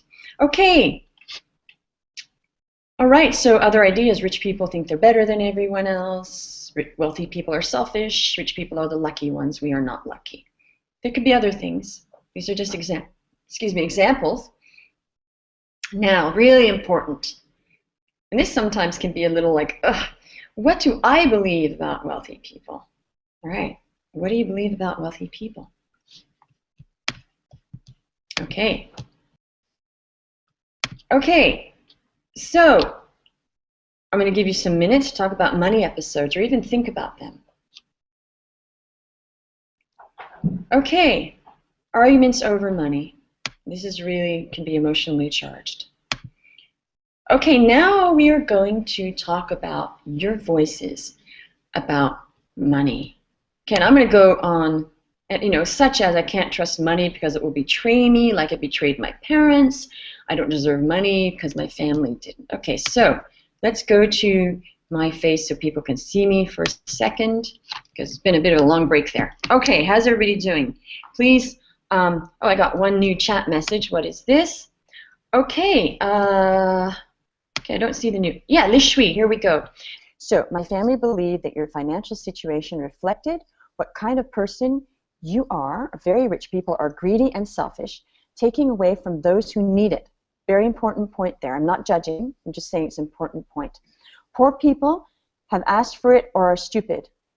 Only middle and upper class people are okay, and taking it backwards, if you do anything that poor people or rich people do, be an artist, be an entrepreneur, then you are doing a bad thing, making a wrong choice, and you will be punished, kind of like the Protestant work ethic, I think. Wow. First of all, hi, Le Shui, how are you? Good to see your lovely smiling face. There she is. Okay. Le Shui, can you see that this is probably affecting your money story? Absolutely. I decided to step out of the middle class bureaucratic lifestyle, and my family just, they couldn't handle it. So we haven't even been in touch for years. And then, can you hear me? Yeah, I can. I was just had a little tiny technical issue. So okay. Good. No, we're good now. So we haven't been in touch for years, and then I think I felt that I had really screwed up by deciding to become an entrepreneur. Mm-hmm. And I had saved up for 20 years to do it. Like, I did it in the safest way possible. But I think because it was such a shock to my family, I piddled away every penny of it, and I went the opposite direction. So I've had to explore both those danger zones, the entrepreneur, the potentially very wealthy, and also the poor person. You know, I faced bankruptcy. All kinds of I had to go to the other end of it too, and so for me it's brought up all this stuff. I didn't even know that I was telling this story to myself, but I had a lot of shame about any time I didn't do something very straightforward and controlled and safe with my life financially. like a nice government job or okay. very There's virtue standard. in that, and that also is part of our money story sometimes, that we're getting fed this idea that a government job is virtuous because we're serving and like we're not serving in other things, right? Yeah. Yeah, I believe that at the heart of this is the idea that the outcome justifies, like, the idea that if you have a good outcome, it must be because you did the right thing, and if you have a bad outcome, it must be because you are a wrong person. It's a very judgmental view, but I believe it's very common. Oh, it is, and let's address this for everybody.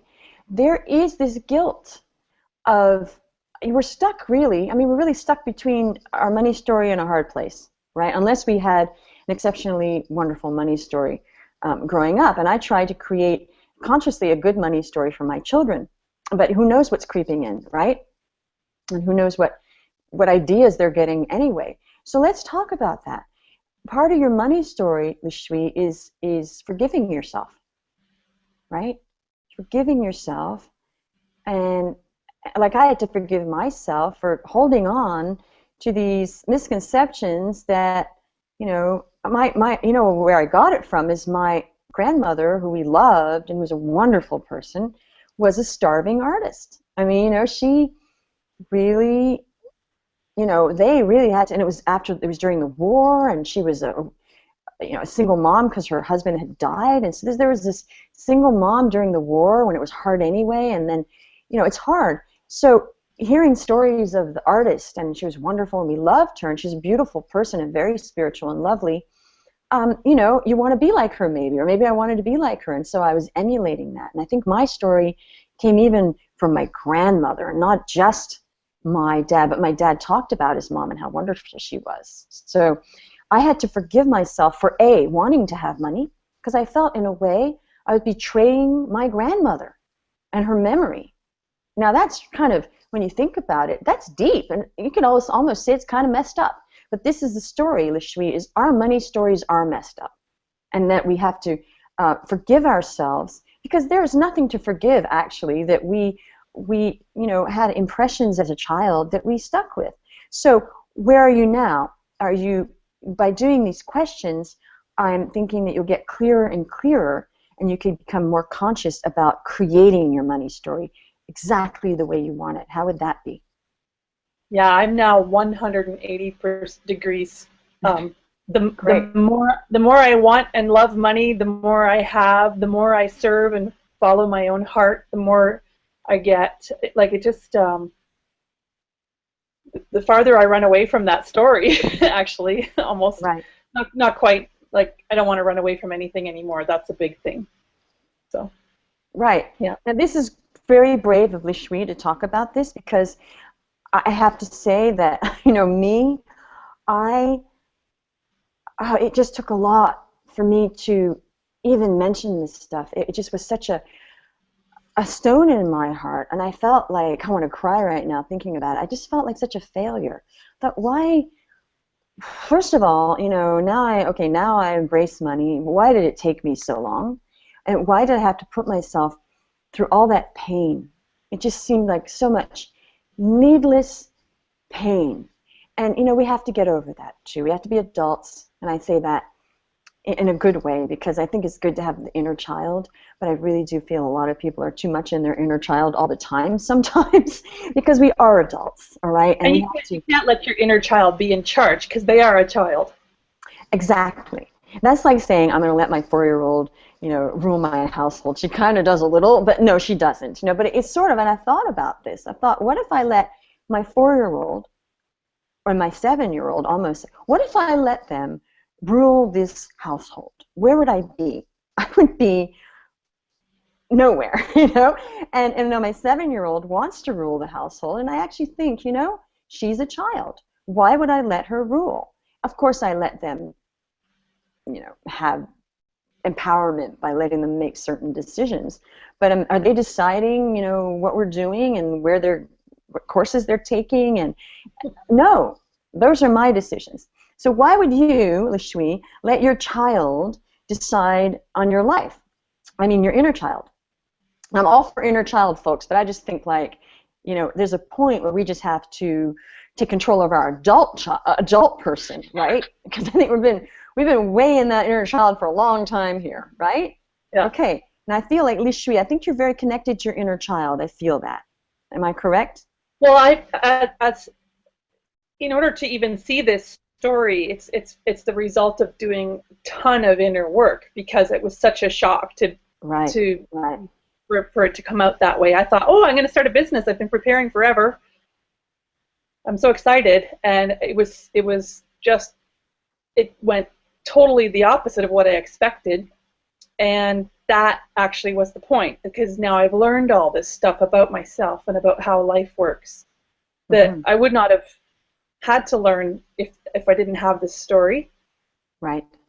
And I would have just, if I didn't learn this stuff, I would still just have a really soul-sucking cubicle job, which I couldn't stand it. But I did that for 20 years, so I know both sides of the story now, and it's actually been a wonderful journey because of all this.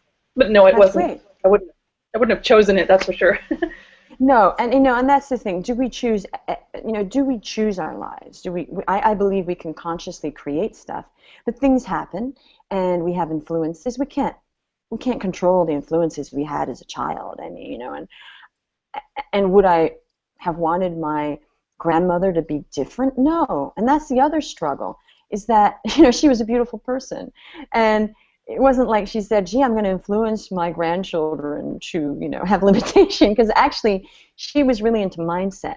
And I have to share with you that one thing, because I have to tell you the positive, is that one thing that she wrote to me when I was 7. I have a card from her, because we moved to Australia, and she really didn't get to see us, and she was, pretty devastated about that. And I have a card where she said, happy birthday, my love. Pack everything you can into that pretty little head of yours, because they can't take that away from you. And, I cry when I hear that now, because that did influence me. Because I never said, oh, gee, I'm pretty and I'm this. I never, not for a minute, did I ever not develop myself and my learning. So on the other hand, I have to thank her for that, because I have that card still, and I never forgot that. And I didn't understand it at 7, but I think she knew that I would keep looking at it. Because why would you write that to a 7-year-old? Because she knew me. She knew I kept stuff, and I cherished, and I remembered it. So there's also positive in our money story. The positive is, look where I'm going to go. Look where I'm coming from, and look where I'm going to be. And I look at it that way. I think, wow, I broke through my money stories, and I am rocking it now, because I have overcome my challenges and my fears, and I feel great about that. So you feel you can frame it any way you like, Lishui. You can frame it positively, or you can go back into that regret of lost time. And I choose not to go there. I say, thank God I found this now, and I'm helping people. So where are you in your money story now? Did you need more help with it, or are you pretty much on the way and you've worked through these questions so far? I basically don't have any more obstacles. I just have a lack of experience. And actually that's specifically, I was going to say a lack of experience with getting clients, but that's not even true. A lack of experience with taking money in exchange for what I do. And so that I had that too. I felt so guilty. The other day, hey, I need a session, and I sent them back a link to my booking service. Okay. No, and I had especially women have a problem asking for money. I don't know what it is. We're not supposed to ask for money because it's manly. I don't know. And also men have problems. I'm not saying it's just women, but I had big problems. I was like, why should this person pay me? And then you come into your greatness and you think, of course they're going to pay me, because what I do is so valuable. It's going to change their life. Why shouldn't they pay me? And when people understand that you understand your own worth, that's when magic happens, because it's a confidence that, this lack of confidence in what we do, it's just an illusion. It's an illusion. And I had people that were astounded, I think, that I wasn't charging more. Like, why do you charge so little? I mean, I know other coaches I was like, whoa. They were like, why aren't you charging more? So that was an eye-opener. And I got to say, I can sort of tell somebody with a money story when, they see the value that I'm giving. Like, I mean, concrete. I've coached people once, and they've gone off, and an example was 2 weeks ago, I coached somebody once, and she went off, and she did exactly what I told her. I mean, exactly to the dot, exactly what I told her. And she got a 30K client. And I said, do you think this was because, I don't want to assume it's me. I never want to do that. So I said, do you think this had something to do with our session? She said it had everything to do with it. She said, there's no way I would have gotten this client without you coaching me. Okay, then I said, okay, so let's do it. She goes, but I can't afford to coach with you. And I thought, whoa, money story. And I feel compassion. I'm like, wow, how can you not work with somebody that just showed you that kind of value, right, on a free session, and not say, whoa, let's take some of that money and invest and make this, explode. So all I thought was, whoa, money story. Wow. Did I give up? Nope, we're still in negotiations. But what I'm saying is, when you hear somebody and you hear yourself saying, and I used to say this all the time, I can't afford it. Now, this to me is, I never say I can't afford something. Never. Even if it's not within my budget at that present time, I don't want to hear myself saying I can't afford something, because that message is then going into my brain over and over again that I can't afford. What does this mean? Lack. It means lack. Now, if I reframed it like, that's not within my budget right now because we're doing a bunch of other things, and obviously there are certain things which I don't fit into our budget because my kids want to do so much. I mean, they want to go on vacation everywhere. Okay, so I don't say, oh, kids, we can't afford to go to vacation here, here, and here this year. I just say, you know what? We're going to do this vacation, and that's not within Mama's budget. Now, that's not saying we can't afford it, because that is saying it's a choice, right, Lishui? Now, do you hear yourself saying, oh, I can't afford it? Let's be honest. Is that something that you hear yourself say?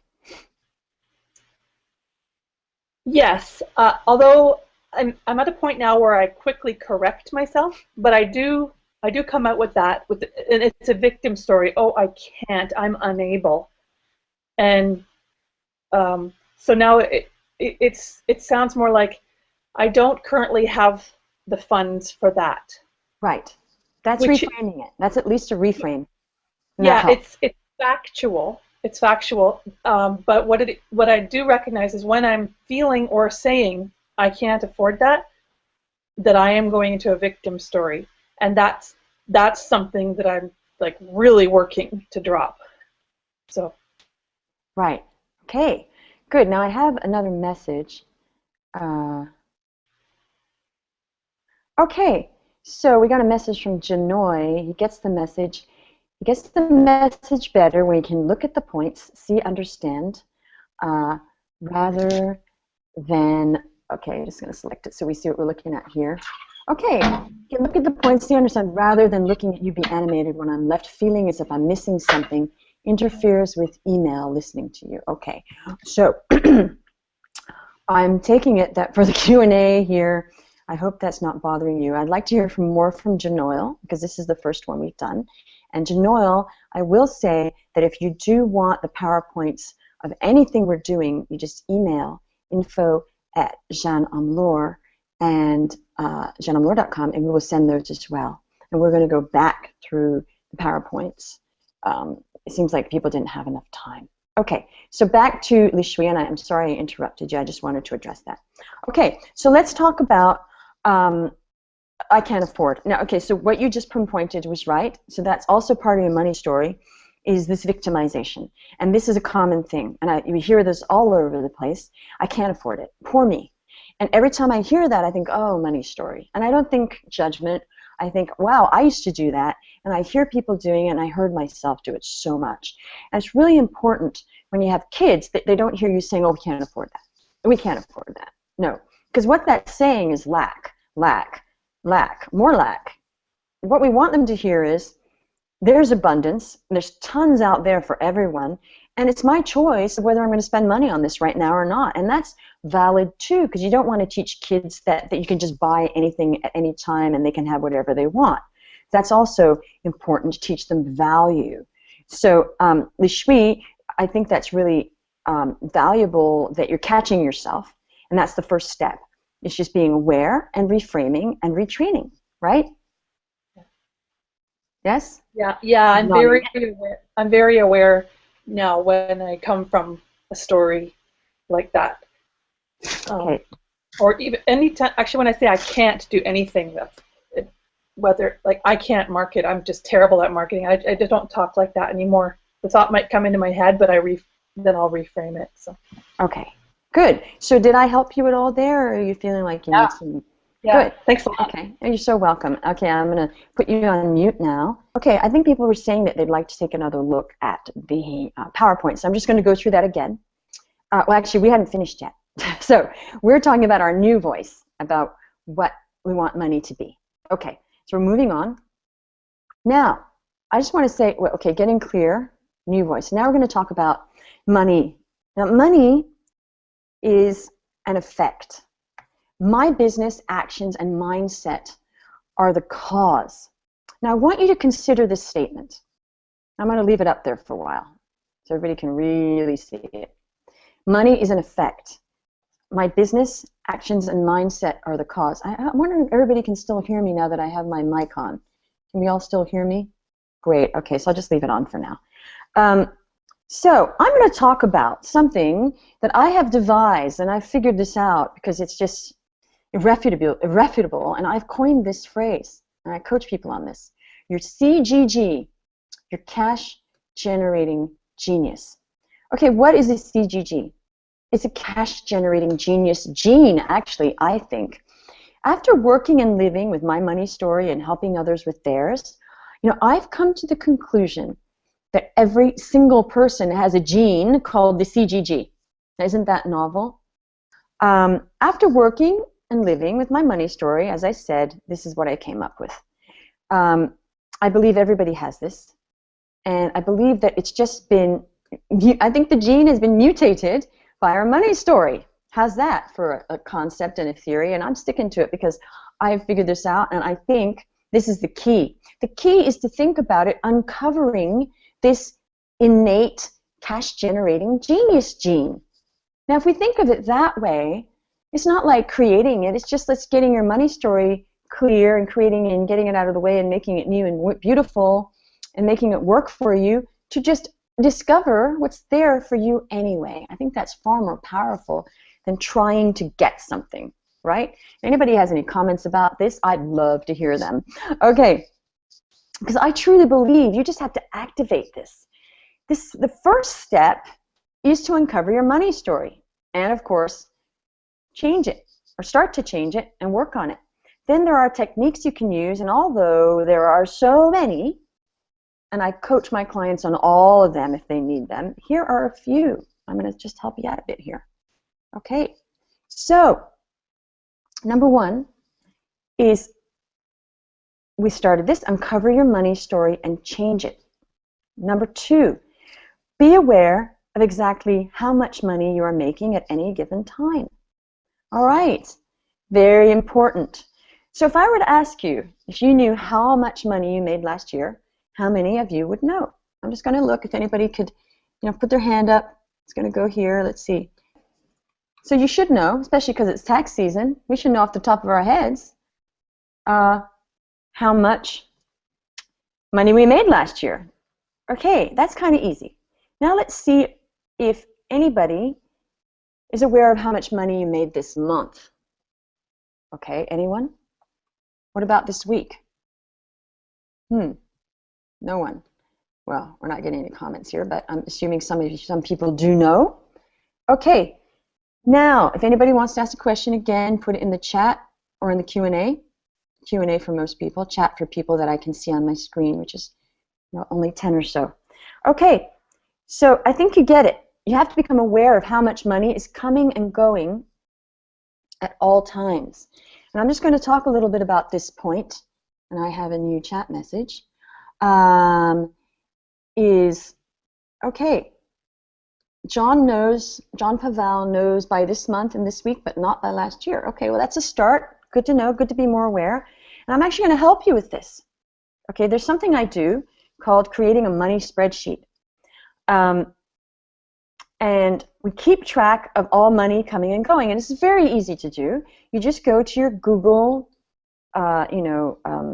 spreadsheet or Excel, whatever you use, and you type in the month, so March, and you just put a number on, one side, and then in the box next to it, every day you type in what you made.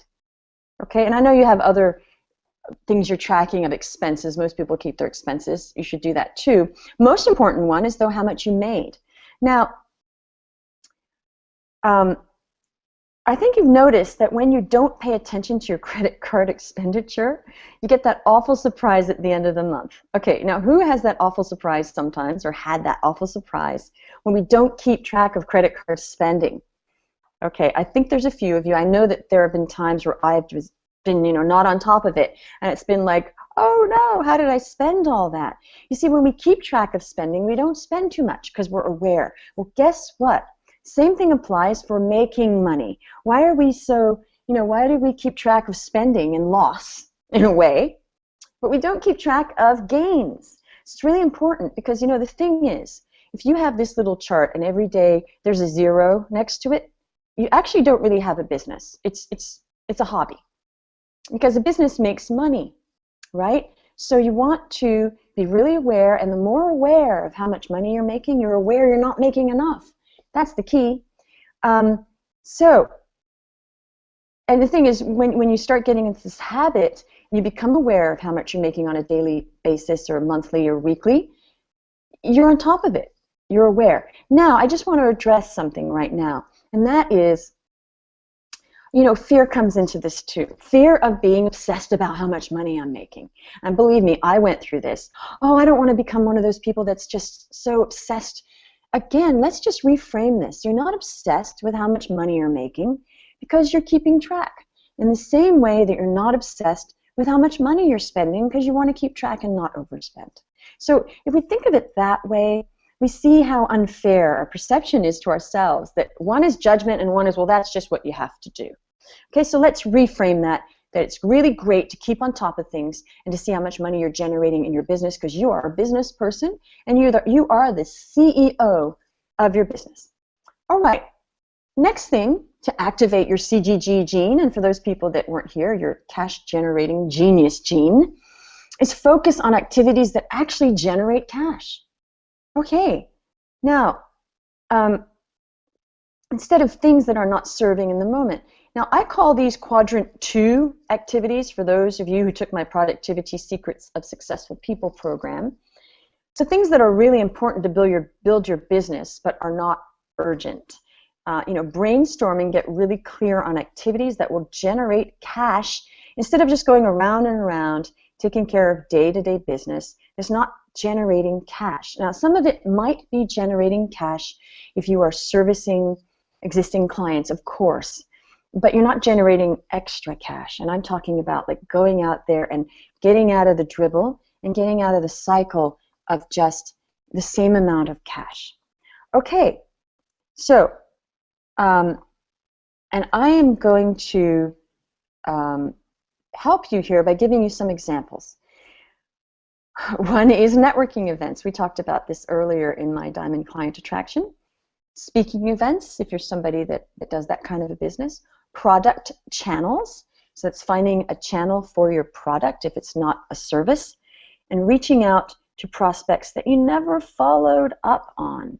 Okay, and I have to say that voracious follow-up is one of my specialties, and I will be covering this in great detail in my upcoming business breakthrough Accelerator, which I will be telling you all about a little bit later today. I'm going to tell you everything that I will be covering in that. There's going to be a lot. Everything we covered today and way more. So, you've got to ask yourself how to do this. Ask yourself what activities will generate cash, and journal about it. Start writing down what activities will actually generate cash. Now, believe it or not, people don't do this. But you really have to think about this. What will generate cash? Okay. Now, also, what decisions would I make if I believed that money would help me step into my greatness? Now, this is so important, because this is linking cash generation to everything, because it is linked. So let's talk about that. Anybody have any okay, we got a little note from Lishui. Every day I check bank balance and add to my spreadsheet both income and expenses. Good girl. I got my taxes done last week and know exactly what I earned this week, this month, this year, and last year. Thanks to my bureaucrat. Okay, thanks to my bureaucrat background. Haha. Well, there you go. See, Lishui is seeing that part of her money story actually serves her. Okay, because it's not about saying everything in our money story stinks. It's about taking the good and seeing what great things are going on there. Okay, if anybody has any other comments or anything, just put it in the Q&A. Okay, great. I'm going to go back. So that's a huge question. How do you feel about that? What decisions would I make if I believed that money would help me step into my greatness? Now, this question changed my life because it's so important to link the money making to your greatness, because it really is very, very linked. Okay, we're going to move on to the next question. I think I really highlighted that a lot. What am I afraid of that I am not doing? Whoa, huge question. Huge. Now, let's talk about sore points here. This could mean not getting that website up because of all the messy feelings surrounding getting a good website up. You know, hell, I've been there. I think we've all been there. There's some sort of website fear that, oh my gosh, my website has to be the absolute best website. And what if I launch it and nobody goes onto it? And what if I get ripped off by the programmer? Or it doesn't look exactly, or it's not functioning. There is so much website fear out there. It's like contagious. It's not the only thing, but it is a very common fear that I'm finding. And also, websites are fairly new. I mean, it's not new, but I think that we haven't totally, you know, the business world pre-websites was going on for a long time without those websites. Okay.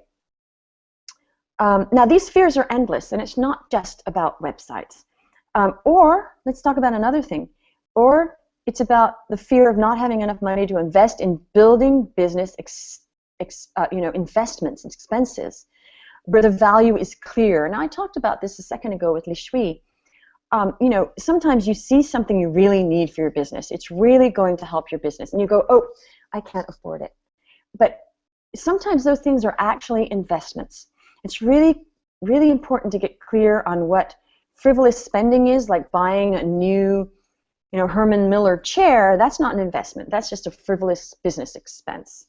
And investments in your business. So you have to really be clear about expenditures and investments, and they're two different things. As I said, you know, people understand that I could help their business by exploding their sales and profits and a bunch of other stuff, but then they say they can't afford that investment. Okay, so this is not being clear on how to move their business forward and the difference between a frivolous expense and an investment. That's just a good example I give you because I know it because it's me. Okay. All right. Now we're going to just open it up for questions. First of all, where am I holding myself back because I have fear? This is very, very, very personal, and it's scary. I'm going to admit this. You know, it's where are you holding yourself back because you have fear? All right? Because there's a lot of fear involved in this whole money story. And it takes a lot of delving deep to, you know, try and uncover all of this. Okay. Now, even the networking. Why don't you go out and network?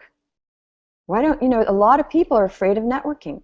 Why? You know, you got to ask yourself what fear lies there. Sometimes it's they're afraid they're going to get a client and they're going to make money, and that will destroy their money story the way they know it. And it's subconscious. They don't actually say that, because if they knew that to say it, then they'd be way ahead in their money story. But if you really, really go there and think, why am I not networking and what fear lies there? Believe me, when you get clear on these fears and you work through them, cash does lie behind them. Cash lies behind the fear, always. Okay, so this is another question. to ask yourself and to journal on, where am I holding myself back? Because I have fear. Okay, so what we're going to do now is we're going to take a short break of, let's see, maybe we'll take a 15-minute break so people can get some lunch if it's their lunchtime. And we will be back here 15 minutes, so that means it's like 1:40. Yes, we're back here at 1:40, and we have another great mini seminar for you, which is a surprise. So I hope you've enjoyed it. If you have any questions or comments, please just, you can put them in the chat even during the break, and I'll see you in a few minutes. Take care. Hello, and welcome back to our Business Explosion seminar. Now, how is everybody doing? I'd love to hear some feedback on how you're finding it, how you're feeling. It's getting to be quite a marathon here. I'm loving it. I'm getting energized, and you guys are energizing me. So I gotta say, I've been a little frustrated lately at all the misconceptions about building a business. And there's a point where I just think, oh my gosh, I gotta get people the information. And you know, a lot of people are struggling to make it happen. And why? Because there's a lot of obstacles. There's a lot of misinformation, lack of training, lack of mentorship, lack of a lot of things. And I just feel sorry because I feel people are just swimming around and around. They don't know how to market. They don't know how to brand themselves. They don't know how to follow up. They're in pain, really. Their businesses are in pain. It's like a disease almost, because if your business isn't making money and you don't feel great about it, you don't feel great about getting up every morning, I mean, that's sort of sad. And I do feel sad because, you know, that's not the way it could be. And it's not the way it should be. And I ain't going to change it. And I have made a decision to change it. And that's why I came up with this spanking, brand new group coaching by phone and online program to really help you. And I'm talking to you because I know what people need and I know what's lacking. Okay. And it's called, again, Business Breakthrough Accelerator. And as I say, because it's on the phone, anyone, anywhere in the world with the will to change their business and change their life has access to me. Because it's a group coaching program, it's very affordable.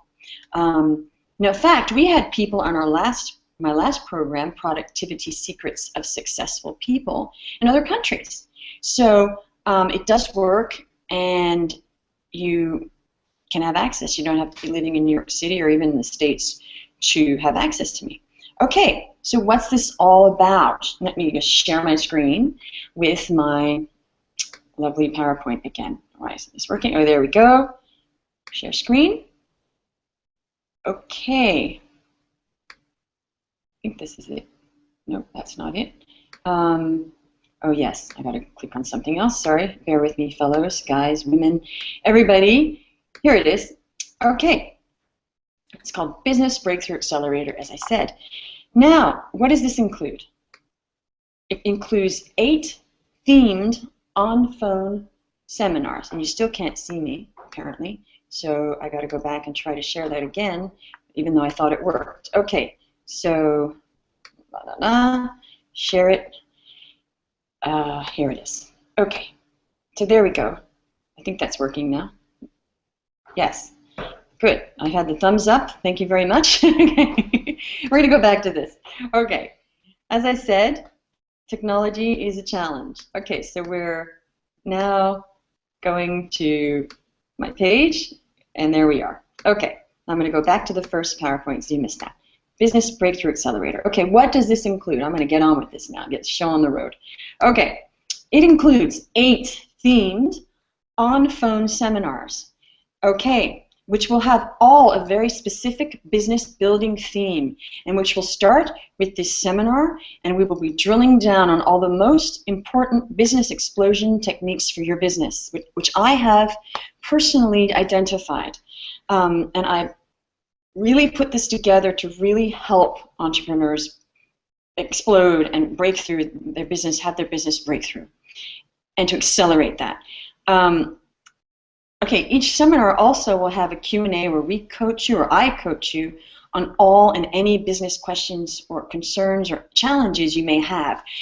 My goal here is whatever it takes to get you coached and get you the help you need to make your businesses explode. I don't mean just piddle through and get a couple more clients. I mean explode. Okay, first of all, what will these include? Seminars will be client attraction.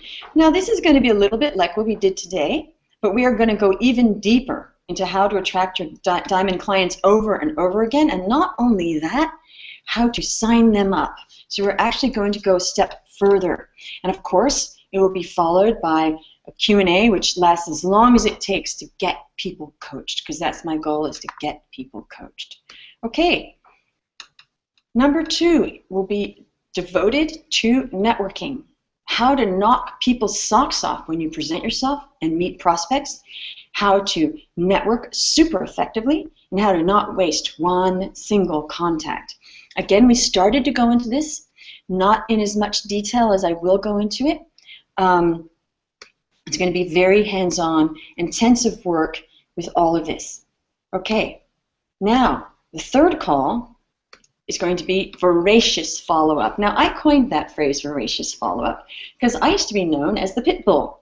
Yes, I was, the pit bull of follow-up. I used to be an executive recruiter, and I would follow up with people until I got an answer. And it was great training for me, and I have a lot of techniques on exactly how to do this.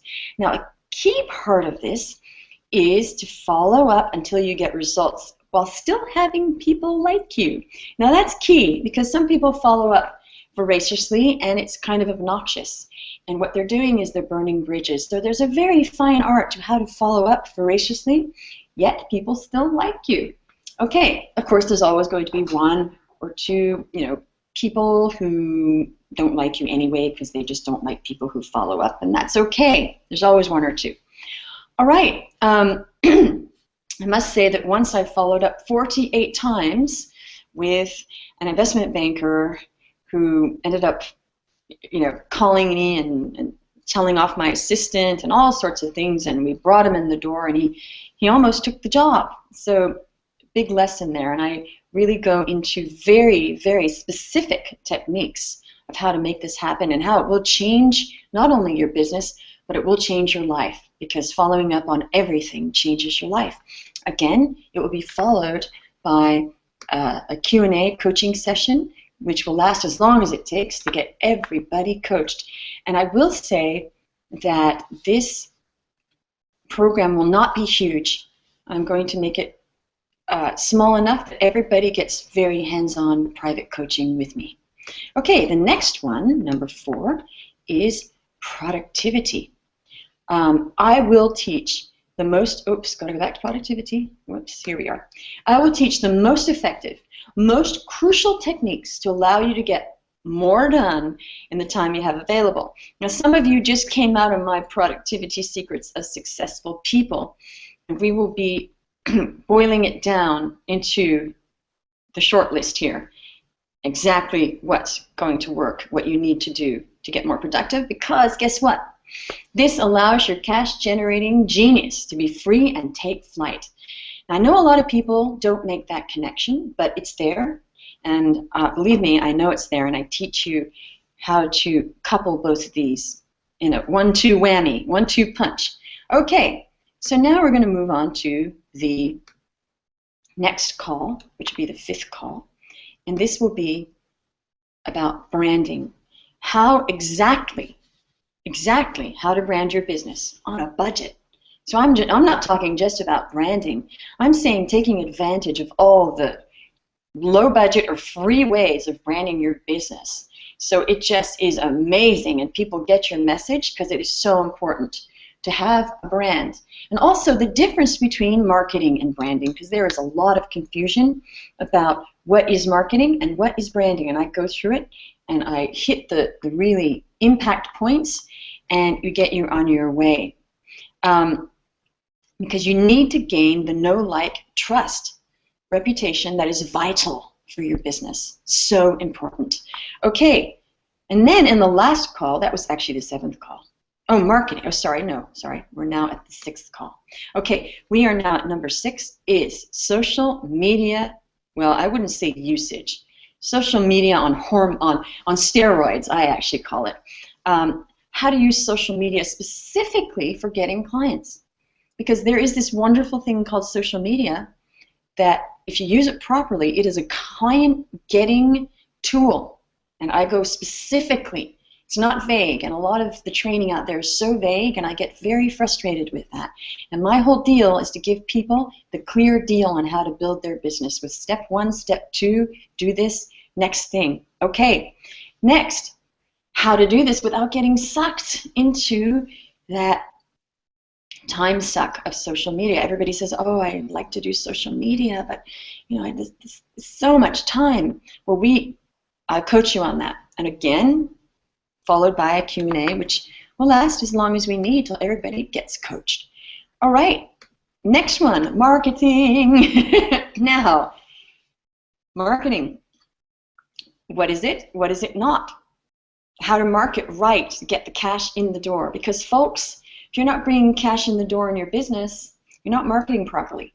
Yes, there are a lot of things that are really important for your business, like fulfillment and doing a good job and all sorts of things. But really, if you're not marketing and bringing cash in that door, you're not doing it right. Again, very linked to our money story and feeling comfortable with saying things like that. I couldn't even say this years ago, cash in the door. Okay, I love it now because it's what a business is bringing cash in the door. If you don't have cash coming in that door, it's a hobby. Okay. And we will kick the marketing blues out the door and kick them to the curb. Because, folks, I love marketing now, and I never used to love marketing. I used to cringe at the word marketing, and I would say, oh, I really like doing business. I just don't want to market it.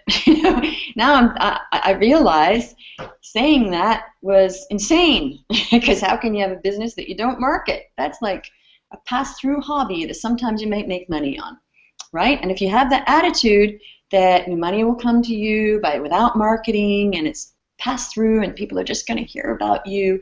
Now we talked about this in our Diamond Client Attraction, and I will really break down exactly how to market and the really important things to do, without having to go into a million things. Just how to do it now, and I will coach people specifically on their business on that call and what to do, steps to take. So no vague coaching going on here. Okay, now the 8th call will be a review and a recap of everything. We are going to find there's also another theme, which is the confidence, how to get to a place of confidence in your business. Now I just have to say that without confidence, you can't do anything. Without confidence, you can't play a musical instrument. Without confidence, you can't get on a stage if you're an actor. Without confidence, you can't really do anything. And without confidence, you can't really build a great business. And I am going to devote that call to reviewing and getting people to a place of confidence. So it's going to be an awesome call there. Okay, so now I'm just going to go to share with you my sales page for this, because I have a great offer for everybody. Okay, here we have it. This is the sales page. This will be starting in April 2014. So this is going to be in a month or so. As you can see, it says join me for my exciting new program. Now, the normal price for this is $1,297. But if you sign up in the next 48 hours, I created this page just for you guys. And anybody else that listens to this seminar, you will get it for $997. Okay, so that's a huge savings. And if you wanted to do some sort of payment plan, just email us. We will not bite you. We'll work something out with you, because I really, really want people to be able to avail themselves of this great program. As I said, it will be in about a month. Okay, so these are some lovely questions. It'd be good if you go through these. Okay. I went through what we were going to go through there again. Number 1, client attraction. We'll be going into deeper detail. As I said, there'll be networking, voracious follow-up, productivity, branding, how to use social media, marketing, and also the 8th will be review and recap, and confidence in your biz. Now, if anybody has any questions about this program, please just start typing them in now, and I'll start answering them. Okay. Great. So now what's the deal? What do you get exactly? You get also free bonuses to add even more value. You get a private one-on-one business breakthrough phone coaching with me personally, where I will take you to the next level to truly accelerate your business. So this will happen towards the end of it. We will program every single person that signs up gets a private coaching that's normally $350. Okay. And I'm going to be doing another online live seminar where we deepen our business building expertise, as well as other surprise business blasting trainings that you haven't seen yet. And of course, I'll do the online coaching live on any business questions you may have or help you'll need. Okay, that's a $400. That will be a private, again, a private forum. Okay, also, I have to say that we are going to have, here it is, everything that's included. This is the 8-week online phone program, 8 weekly phone seminars and coaching calls. Okay, you're going to have access to the recorded calls for free forever. We're going to have private membership to a membership site, and you can access these calls forever to re-listen to them and hear the coaching over and over again. You will have transcripts also in case you want to read and print them out of all the phone seminars. Membership to a private Facebook forum, which is great because you get me fielding calls and coaching in between the coaching calls. And you can ask me anything you want. Membership to a private Facebook forum. It's great. Okay, again, the business breakthrough phone coaching is the first bonus. The second is the live online seminar. Okay, great. All you have to do is go onto this JeanneOmlor.com/business-breakthrough. Okay, you can probably see it at the top. I'm just pointing it out here at the top of the screen here, right here. Yes, there you go. Okay, it worked. Yes, JeanneOmlor.com/business-breakthrough, and then another /. So you can get to that page. You can go claim your spot now. Very limited. I will not be coaching a lot of people because it's very high intense private coaching, so I can't have a ton of people. So get in there now, save your money. Save money by signing up now and not later, because this price will revert to the normal price in 3 days.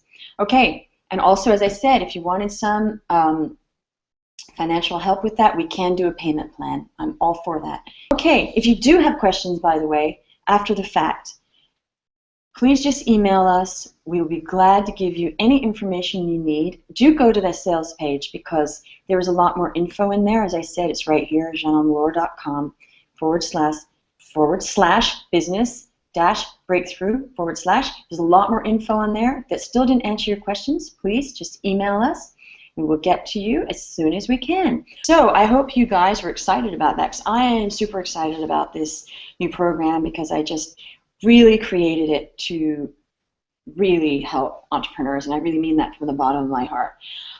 So if anybody has any comments, type them in now.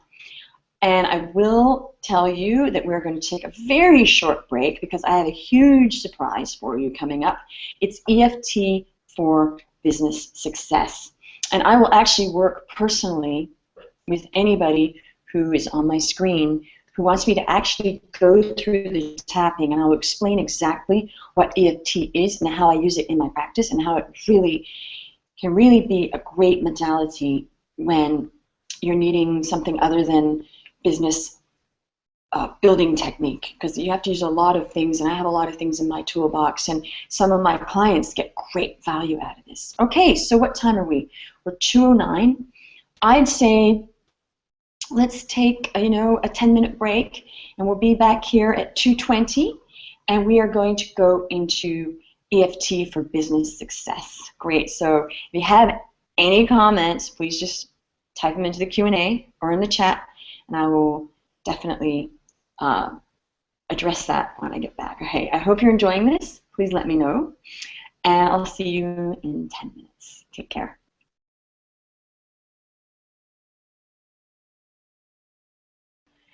Hello, everyone, and welcome back. Just fixing my hair there.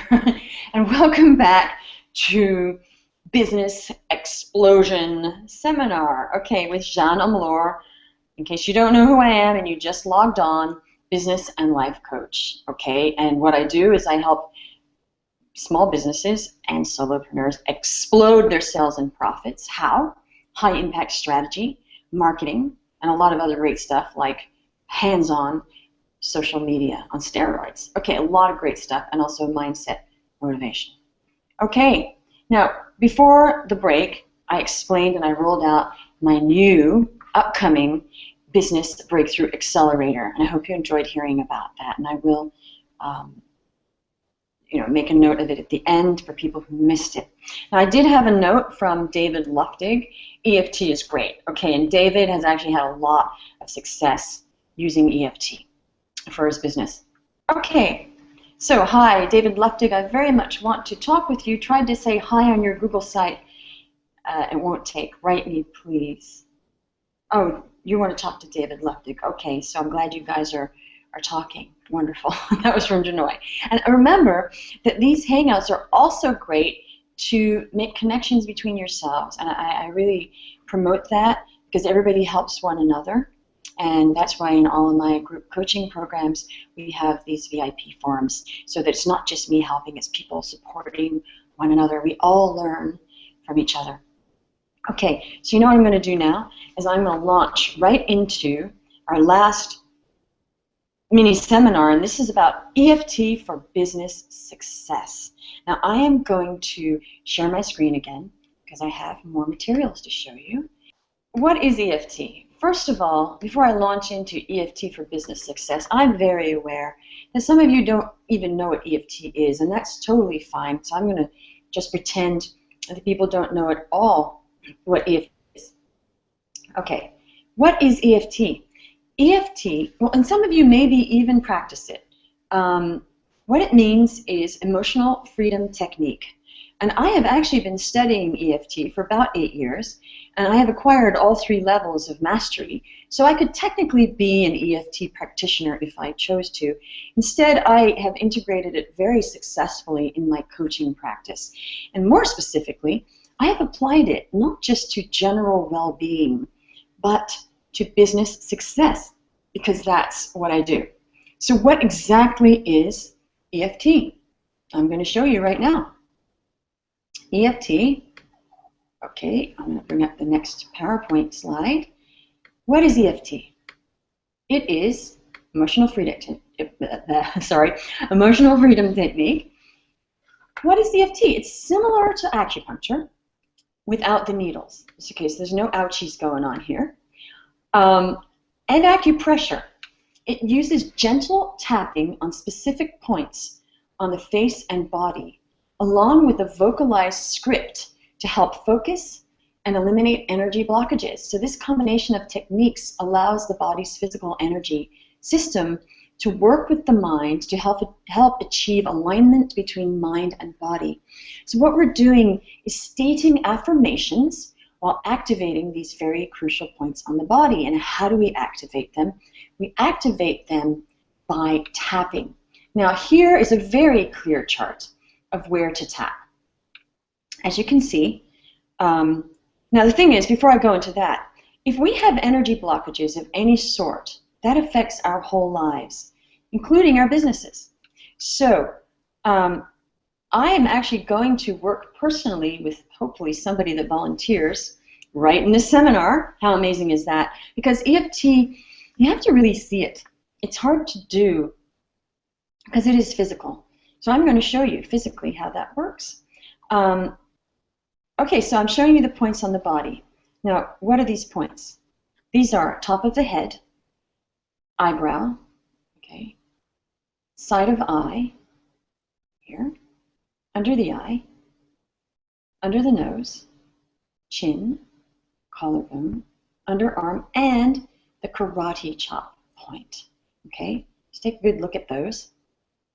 Again, I have a wonderful handout to send to people, because once this is gone, you're going to forget, and that's okay.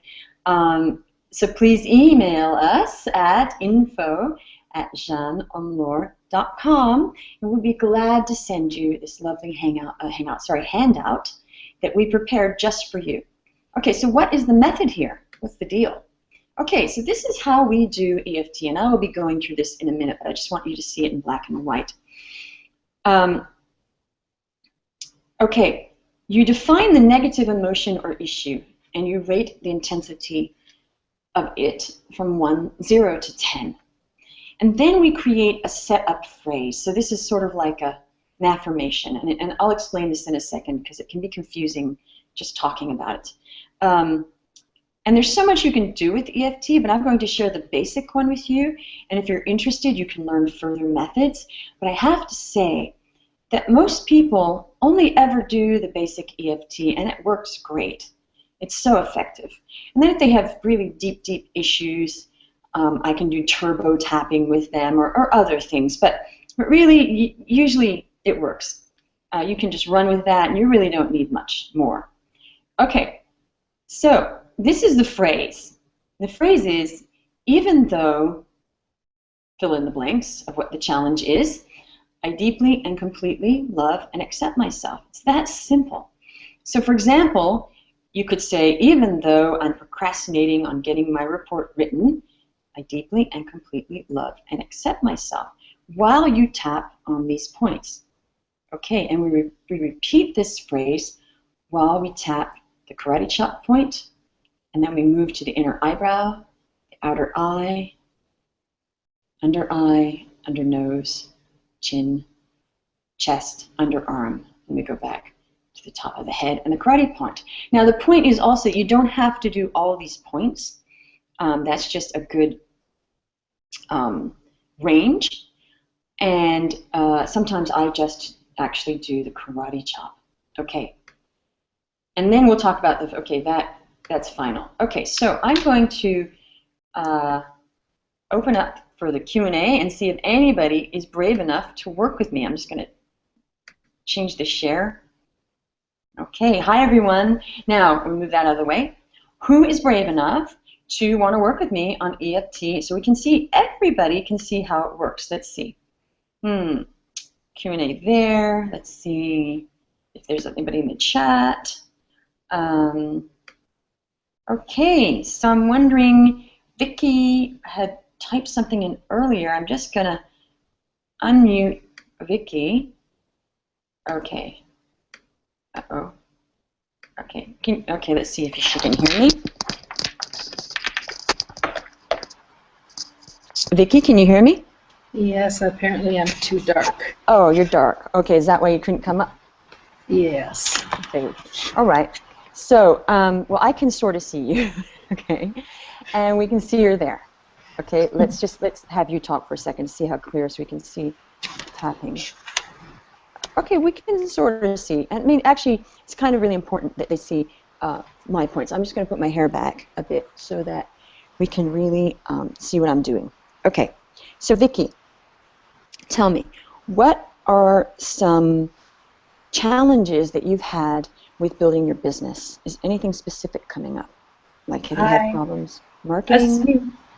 I seem to have an issue with networking. I just don't want to go out most of the time. And I'm really apprehensive about it. Okay, well, this is not, a unique challenge. I think a lot of us have a lot of networking sort of fear. I know I did. And, there's sometimes I don't even feel like networking, and sometimes I'll just say, it's not a good networking day, but I have worked past my fears with the networking. Okay, so when you're going to network, there you are, what's something that's happening?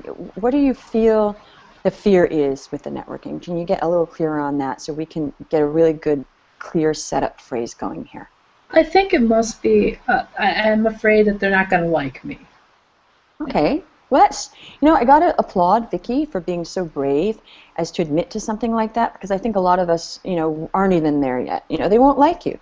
Now, fact is, that's a very human fear, not being liked. And so it makes sense that, a lot of people, and I actually am glad you said that, Vicky. I'm really glad, because I think if a lot of us dig really deep, I think that's probably one of the reasons we don't like networking. So who wants to weigh in on that? Let's give a little support to Vicky here. Who also feels like maybe one of the reasons they're not networking or getting themselves out there is they're afraid people won't like them or won't respond to them even. That's also a fear. Okay, so I'm going to be fielding chat questions here while I'm working with Vicky. Okay, so Vicky, the first thing we know is that you feel that that you're not networking, so it's not helping you build your business. I'm just going to move this over a little because you have this fear that people won't like you, right?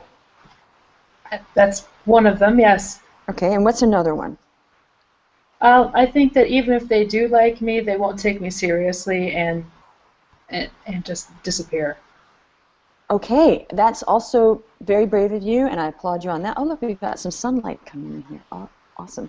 Okay, so that they won't like you and they won't take you seriously. Okay, now this was a big one for me. Even now, I mean, it's really diminished, but sometimes I will think, like, are people going to take me seriously? And I think it's sort of ridiculous because I give great value and people do take me seriously, and I think it's coming from me. So sometimes these fears are real, and maybe some people aren't taking you seriously, but sometimes they aren't taking you seriously because you aren't taking yourself seriously. Okay, but that's one thing. But how are we going to get around this without doing this huge analysis? And, you know, how do we get around this? Well, we just start EFTing it. So I'm just going to show the points again, everybody, because it's really hard to do this just by seeing. I understand that because when I first started learning, I was like, huh? How am I going to remember all those points? Okay, so these are the points. This is the karate chop. Okay? That's the first one. Everybody can start doing that and practicing while I'm doing it. Okay?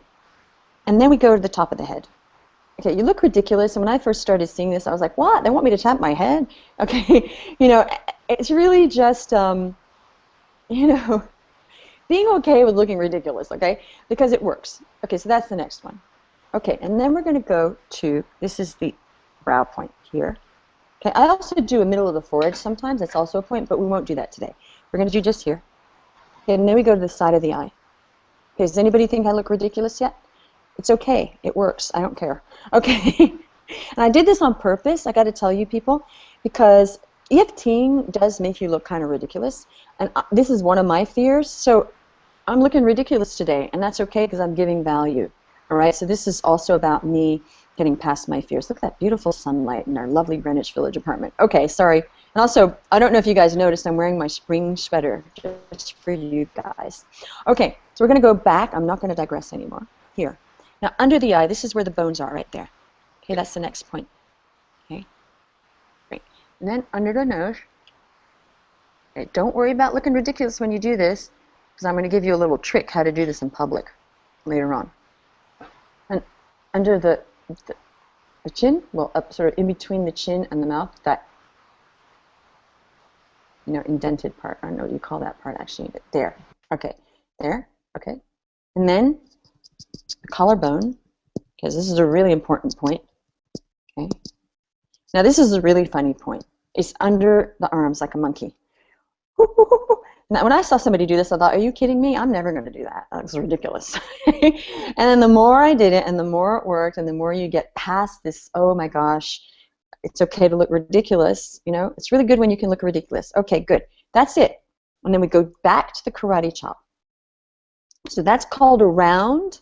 This is called a round of tapping. So when somebody says do a round of tapping, this is what it is. Okay. Right. So now we're going to get back to Vicky. Now, Vicky, let's think of a good setup phrase. So it could be something, and you tell me what okay, first of all, we're going to do our, sorry, I didn't do the evaluating on a scale of 0 to 10. So Vicky, let's hear from you. On a scale from 0 to 10, how big is this pain of networking and feeling that people aren't going to take you seriously or like you? First one, which is more intense, the liking or the taking seriously, or we could actually combine that into one statement. Okay, so what is the intensity? I want to say it's about a 7 or an 8. Okay, good. Now I want you to write that down if you have a piece of paper, just so you have it in front of you in black and white. 7 or 8. Okay. And this is the method. You write that, because you can then go back and really gauge where you are and bring it down, actually, so bring it down. Okay. So let's think of a setup phrase that really resonates with you. Okay, Vicki? So if I said, okay, so it has to be even though. Even though. Even though I'm afraid that people won't like me or take me seriously when I network. Does that work for you? Even though I'm afraid people won't like me or take me seriously when I network. Does that work for you? It sounds, yes. That has to really strike a chord. And if the setup phrase is not working, then you can, start working with it and adjust it and get deeper and deeper and deeper. But we'll start with that, because I think other stuff will come up and we'll get even to the bottom of it, okay? So let's start with that. So how do we start? We start by tapping. Everybody can tap with Vicki, because it also helps to group tap. It's very good. It's like praying. And people tap. I've tapped in rooms with a bunch of people, and we're all tapping for them, and it helps everybody, and it's amazing. So let's all tap together as a sort of, solidarity. Okay, and also to practice. Because these physical things, to practice them is really important, because hearing them is not enough. Okay, so Vicki, you're going to say with me, even though I am afraid that people will not like me or take me seriously when I network. Okay, I deeply and completely love and accept myself. Great, so that's the setup phrase, and we're going to now move to the next point. And we're going to repeat it again, over and over, and that way we remember it. So, even though I'm afraid that people won't like me or take me seriously when I network, I deeply and completely love and accept myself. Next, even though I'm afraid that people won't like me or take me seriously when I network, I deeply and completely love and accept myself. Okay, great. Now we're going to move to the side here, everybody. This is the side point. And again, I will send these charts to you. Even though I'm afraid that people won't like me or take me seriously when I network. Let's say it together. I deeply and completely love and accept myself. Great. Now we're going underneath here. Even though I'm afraid that people won't like me or take me seriously when I network, I deeply and completely love and accept myself. Now under here. Even though I'm afraid that people won't like me or take me seriously when I network, I deeply and completely love and accept myself. Okay, here. Even though I'm afraid that people won't like me or take me seriously when I network, I deeply and completely love and accept myself. Good. Now here. Even though I'm afraid that people won't like me or take me seriously when I network, I deeply and completely love and accept myself. Okay, now we're going to go like a whoop, whoop, whoop, whoop, whoop. Okay, for anybody that just tuned in, we're doing EFT with Jeanne Omlor, Life and Business Coach, right now, and we're helping Vicki. Okay, even though I'm afraid that people won't like me or take me seriously when I network, I deeply and completely love and accept myself. Now we're down to here. Even though I'm afraid that people won't like me or take me seriously when I network, I deeply and completely love and accept myself. Whew. Wow, I feel great. I'm ready to network right now. I got no fear now, okay? How did everybody feel? Before we do this, I want everybody to weigh in on how they felt. I got a comment here that I'll read in a minute, but I don't want to break our flow here. Okay, Vicki, I want you to think now. I want you to really just take a moment. Tell me, what is the intensity now? If you think about going out and networking right now, what's the intensity, 0 to 10? I think it's gone down to about a 4. Okay. Now, are you sure? I don't want to, make it look like you're getting, do you feel it's really a 4? I feel it's about a 4. It's something I can overcome easier than previously. Okay, so this is common. I got to say, I'm not surprised. It's very common you're going to come down a few points. And what's really great about EFT and doing that chart is you can chart your success. Now, we're still at a 4, Vicki. All right, so we're going to keep working with you because 4 is not great. We want to bring you down to a 1. Because a 1 will be like, hey, I'm out the door and I'm going to go network tonight. I don't care if I didn't get any sleep. I don't care what clothes I'm wearing because people are going to take me seriously, right? Right. So we're going to do what I call, now we could do another round. We could keep doing that. But I'm going to do, actually right away, a more advanced thing. And I'm going to bring up the PowerPoint after we do this just to see it in black and white again. It's called counter tapping. Now counter tapping is actually great. And it's hysterical because when I've been in groups where people are counter tapping, what happens is you start to laugh, and when you were laughing, that was a really good sign because it's good to bring humor into everything we do, and it unlocks a lot of pent-up energy. When there are situations where people just burst into laughter and then the tension's gone. I felt like that was happening with you, Vicki. Am I correct? I felt like it's having fun. Good. Okay, and it is fun because we feel it working, okay, without actually sticking needles in us because I have a needle phobia. Don't want to go there. Okay, so next. So what we're going to do is this really hysterical counter tapping. Now, mostly people don't share this right away, but I will share it because I think, so what? People don't share it right away. I think it really works. Okay, and of all the techniques that I could be adding on right now, I'm just going to give you super value and teach it right now. Okay. It's called counter tapping because basically it's sort of ad-libbing on the worst case scenario that could possibly happen. And what happens is we're relativizing what's going on with how bad it could be. And believe me, it's hysterical.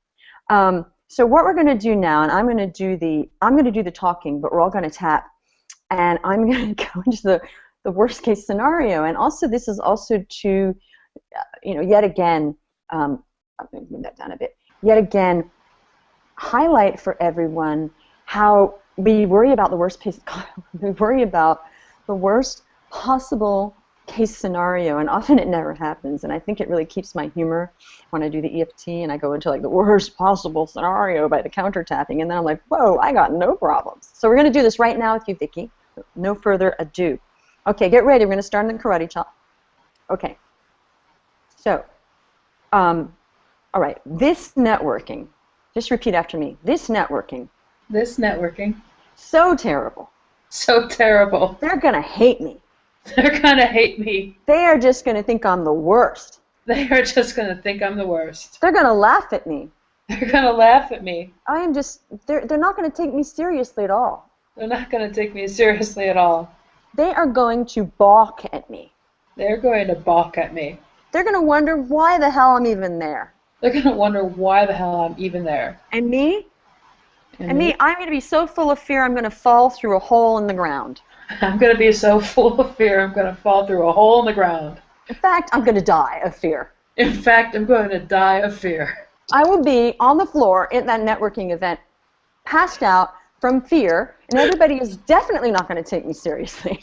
I'm going to be on the floor of that networking event, and people are going to definitely not be taking me seriously. It is going to be such a complete disaster.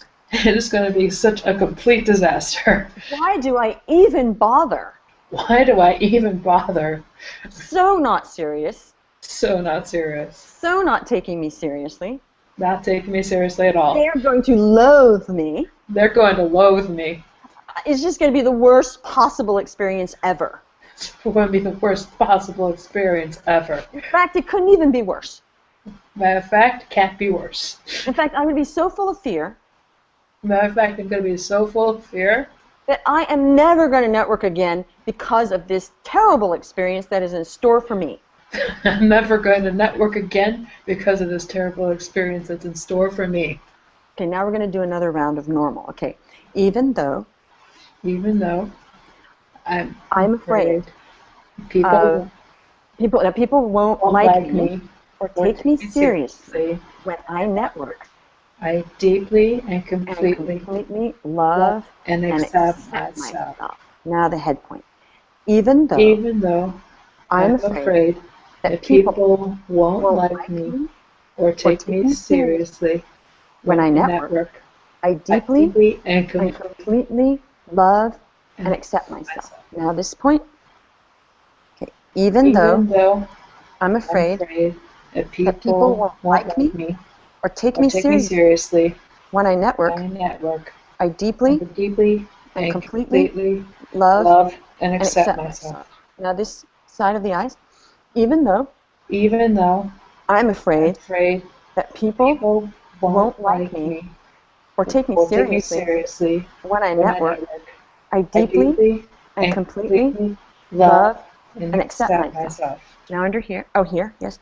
Even though I'm afraid that people won't like me or take me seriously when I network, I deeply and completely love and accept myself. Okay, here, even though I'm afraid that people won't like me or take me seriously when I network, I deeply and completely love and accept myself. Now we're down here.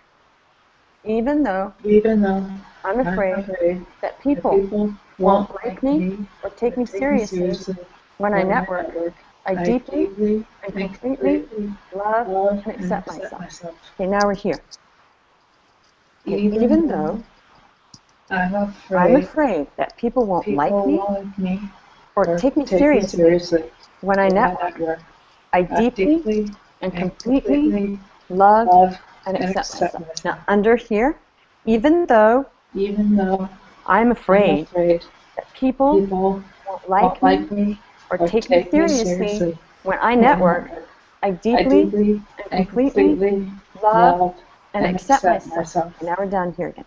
Even though I'm afraid that people will not like me or take me seriously when I network, I deeply and completely love and accept myself. Whew. Vicki, how you doing? Wow, I don't feel that anxiety. Awesome. Okay, let's quickly do our little measurement. What would you say it's down to now? 0 and 10. It's not gone down to 0. I can tell that, but probably somewhere around more like 2 or even down closer to 1. Wow. Okay, 1's very doable, isn't it, Vicki? Yes. I'm thinking 0 is really hard to get, like a perfect 0. Who needs a 0 to take action, right? Do we need 0s to take action, people? Please, let's hear from you. Do we need a 0 to take action? I hope not, because we should be taking action on way higher than a 0. But that's okay. It takes a 0. Get it to 0. So what we've done, so we have some comments from Jeanne. I feel energized, tingly, and somewhat excited, somewhat more confident and more interested in networking. Have avoided heretofore. Well, there you go, Jeanne. Thumbs up to you for doing it, because guys especially, it just seems kind of ridiculous to do this tapping, and you know what I mean.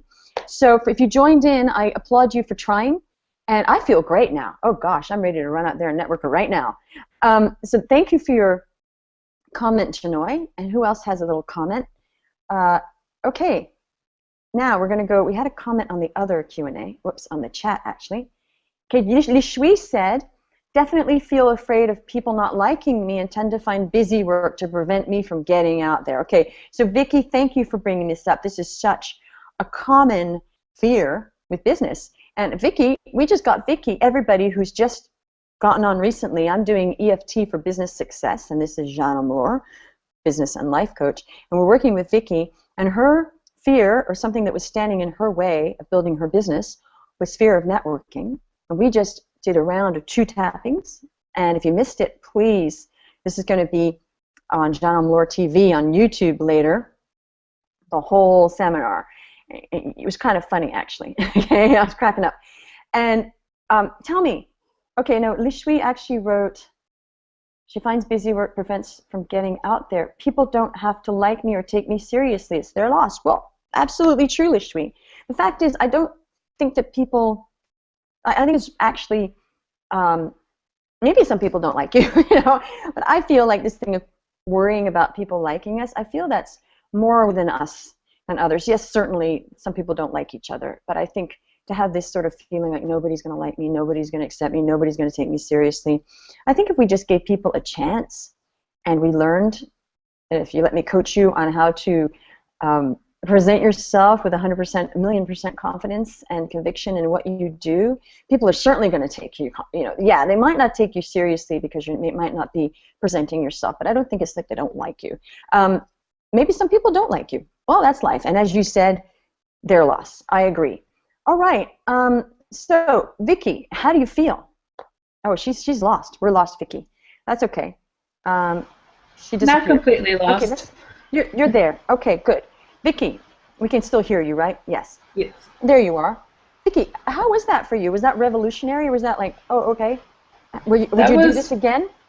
Yes, definitely. That was very energizing, actually. Great. I feel like not sitting here and just going out the door and doing something.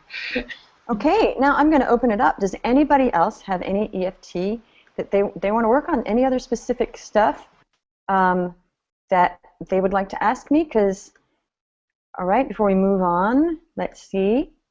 Okay, no, anybody got a question? Please type it in the Q&A. Okay, the Q&A should be, okay, I had a note here. The Q&A, all right, it should be on the viewing page, but if you don't see it at the top right, there is a squares icon, and if you click to show Q&A, I mean, if you click the squares icon, you will show Q&A. And the problem is that my screen looks very different from people who are joining me. So sorry about that. And as I said, technology is always a challenge for me, and I tap on that actually. Okay, so, and I will share an EFT story of my own. I'm just going to be really vulnerable here. I have a sort of fear of small spaces. I wouldn't say I'm a bona fide claustrophobic, but I definitely do not like small spaces, and I can get very nervous and anxious in small spaces, especially when I'm driving, because then there's the added thing of I've got kids in the back. And there's a particular bridge in New York called the Queensboro Bridge, and sometimes, I avoid the outer lane like the plague. There's this outer lane. They often show it in like crime movies where the person's running on the outer ledge and there's the river there. They love it because it's just very claustrophobic and they could fall into the river at any time. And there's a reason they use it in these thriller crime movies all the time. Somehow, sometimes I get into a detour lane and it makes me go into that lane, and I'm like, oh my gosh, how did I get in this lane? I didn't want to. And then you have to drive in this very skinny lane, and it goes on, and there's people behind you kind of trying to make you hurry up.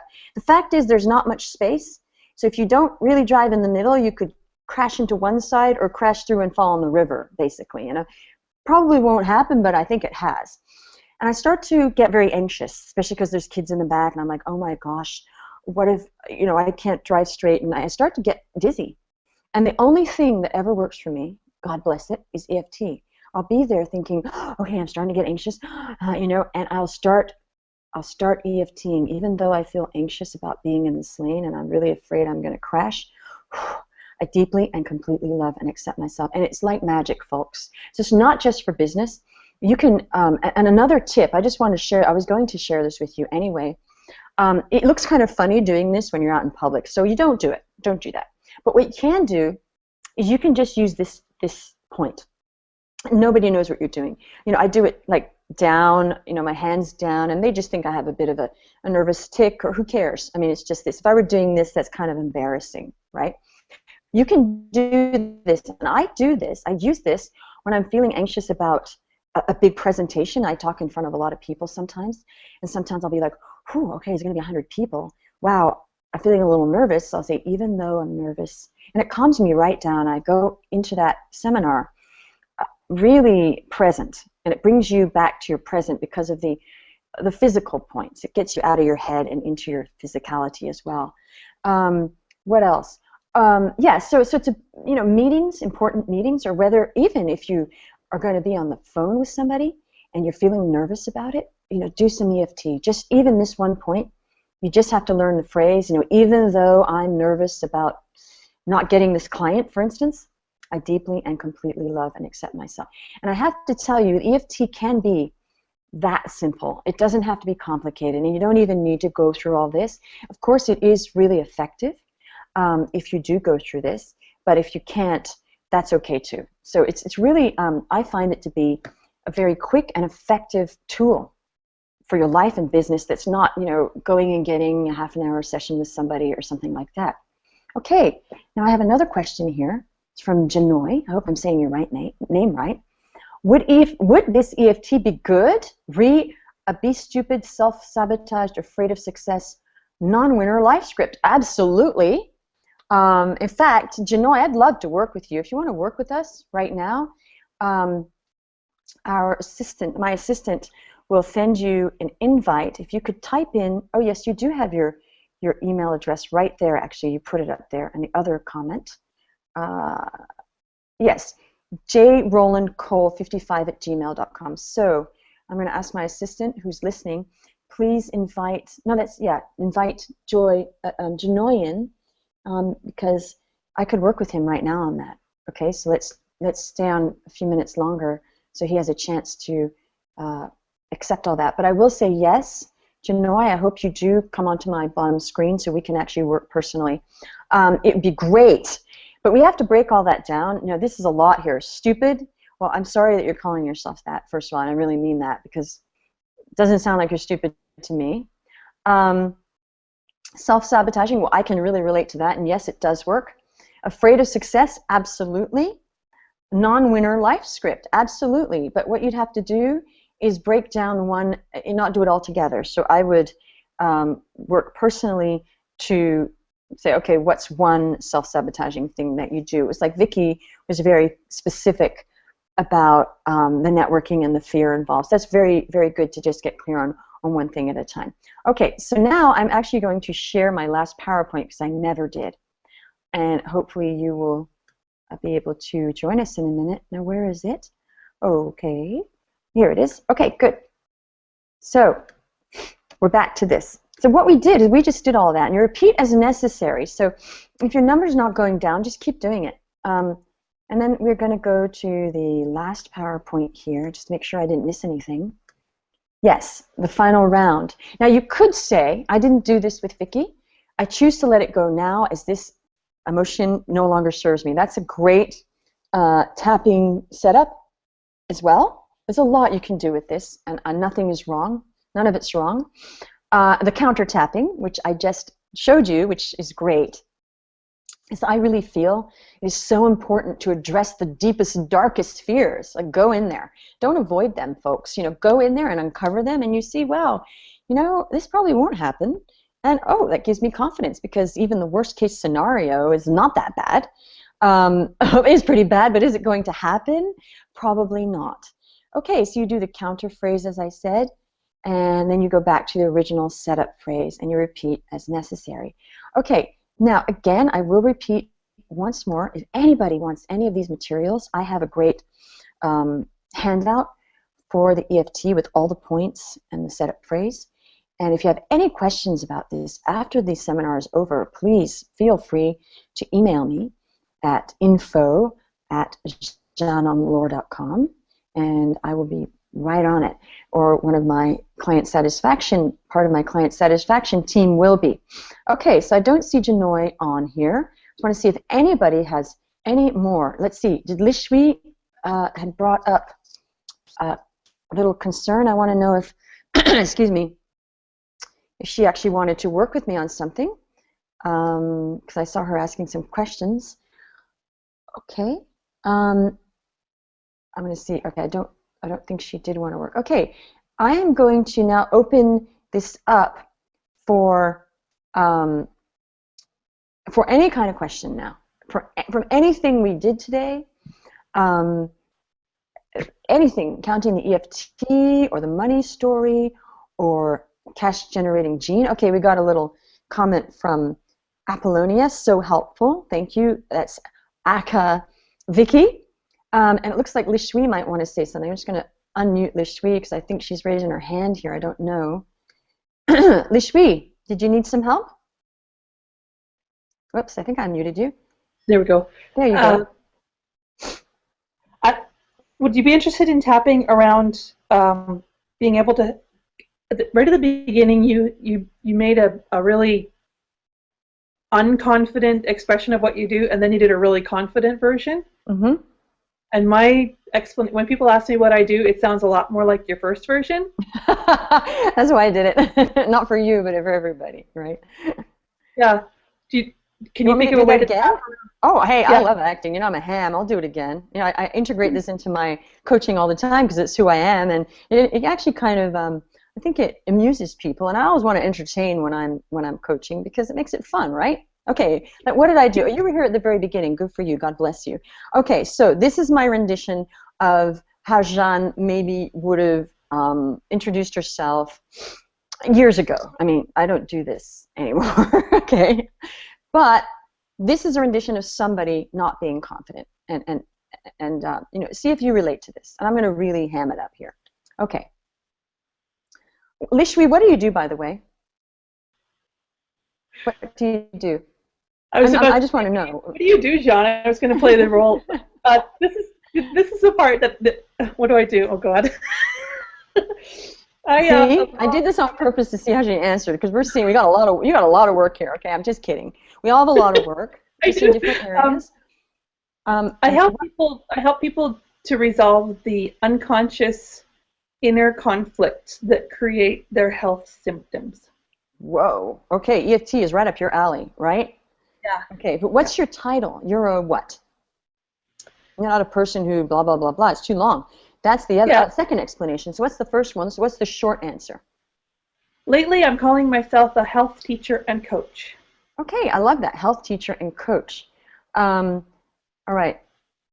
Okay, so we have another comment. John, I will address that in a minute. Okay, so Lishui, health teacher and coach. All right. First of all, I'm just going to give you some impromptu coaching here, just on your title. Is that okay? Yeah. You okay with that? Yeah, I was going to try to figure out how to tap around it, but... We will tap around it in a minute, okay? But I think I might be able to... See, the thing is we don't always need to tap. Sometimes we need to do just some very practical work. And if that's not working, then we tap, right? We figure out. But right now, what I'm thinking what you need is I need to help you with your title because it's not knocking my socks off, okay? Anybody, if that's knocking your socks off, I want to hear from you, okay? People crack up when I do this at my live seminars because they're like, what? She just said my title just basically stunk. I'm not saying that. It smells slightly, but doesn't stink. Okay. So, first of all, Lishui, I got to tell you, when people say you're a teacher, they start remembering their high school teacher. Like, oh my gosh, no. Okay, remember that. People are remembering their teacher, and it might be a bad experience. Okay? So I avoid teacher like the plague, and I'm not a teacher anyway. You might be a teacher, but it sounds to me like you might be more of a coach. Am I correct? Yeah. Okay, so why don't we just drop the teacher altogether? It's confusing. It could bring up a lot of negative emotions for certain people. All right? So we're going to just call you a coach, just for the purposes of this exercise. Whew, I already feel a lot more, less anxious talking to you because I don't want to talk to a teacher, honestly. I really don't. Okay? Okay. All right. Now, you're a coach, and you coach in what again? I help people resolve the conflicts that create their symptoms. So I help people dissolve diseases. Okay, let's just stop there for a second. You could have like something knocking their socks off, like I am a disease-dissolving coach. Now, If somebody came up to me and said, I'm a disease-dissolving coach, I'd be like, whoa, I want your number because I got this problem and this. And, you know, if I had health issues, I think we all have health challenges. We all do, unless we're like completely healthy.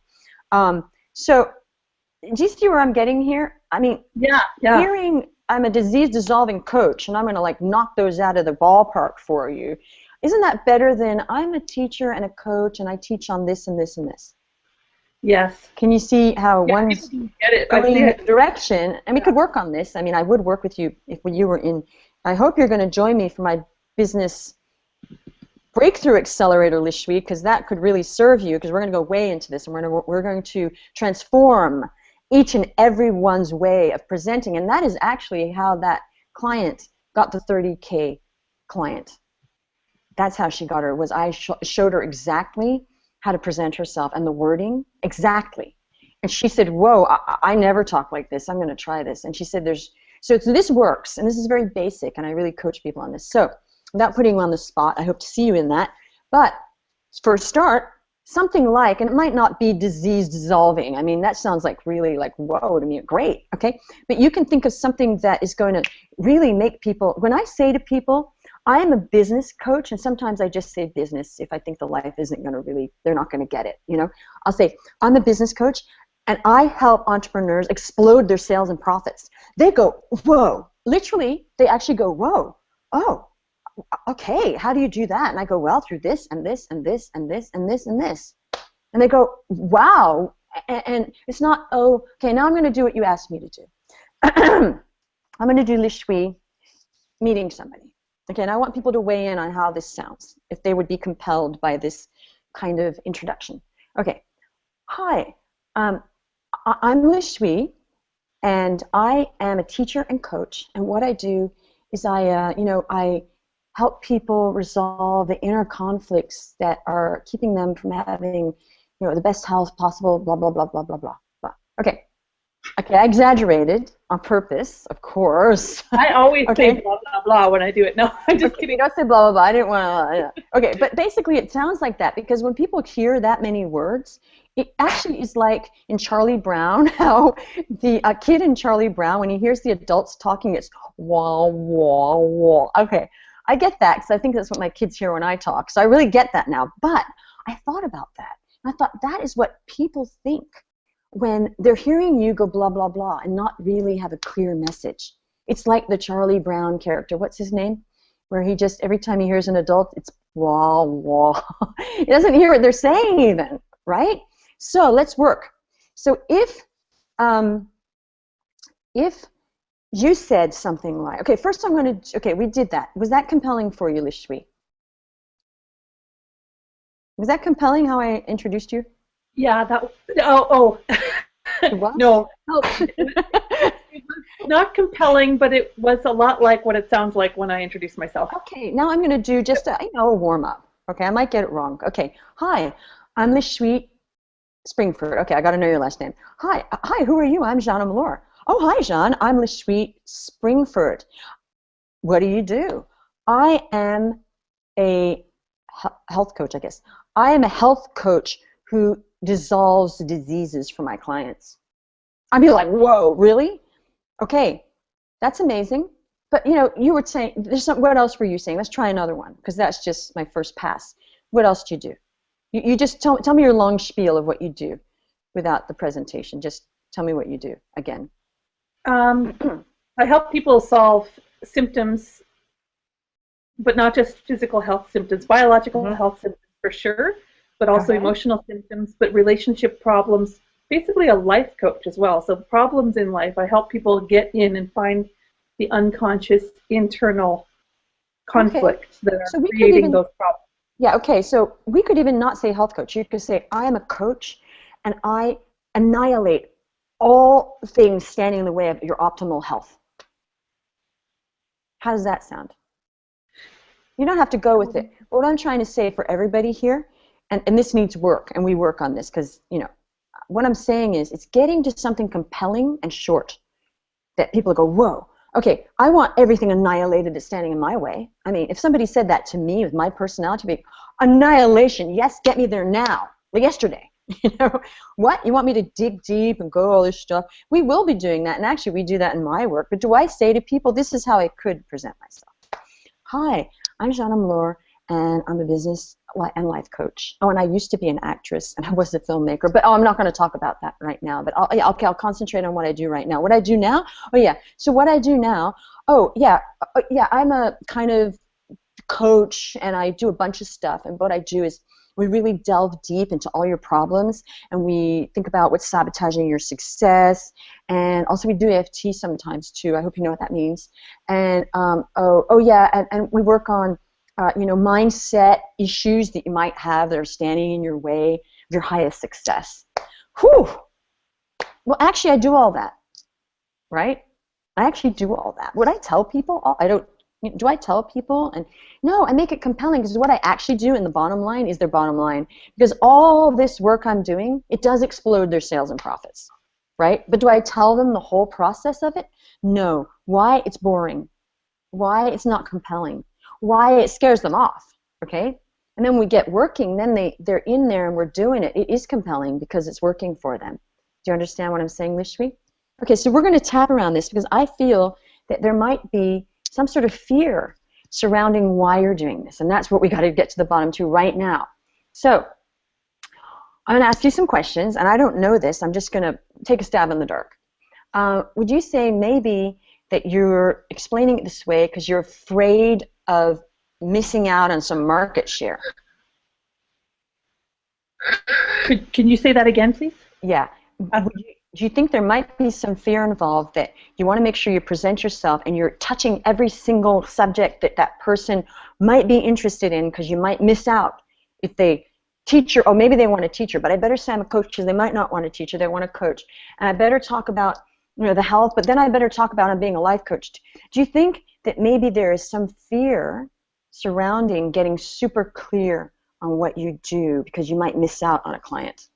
But they might not know. There's a fear with us and a lot of people that people won't know everything we do. And that's why I see these cards, and literally, I'm not kidding.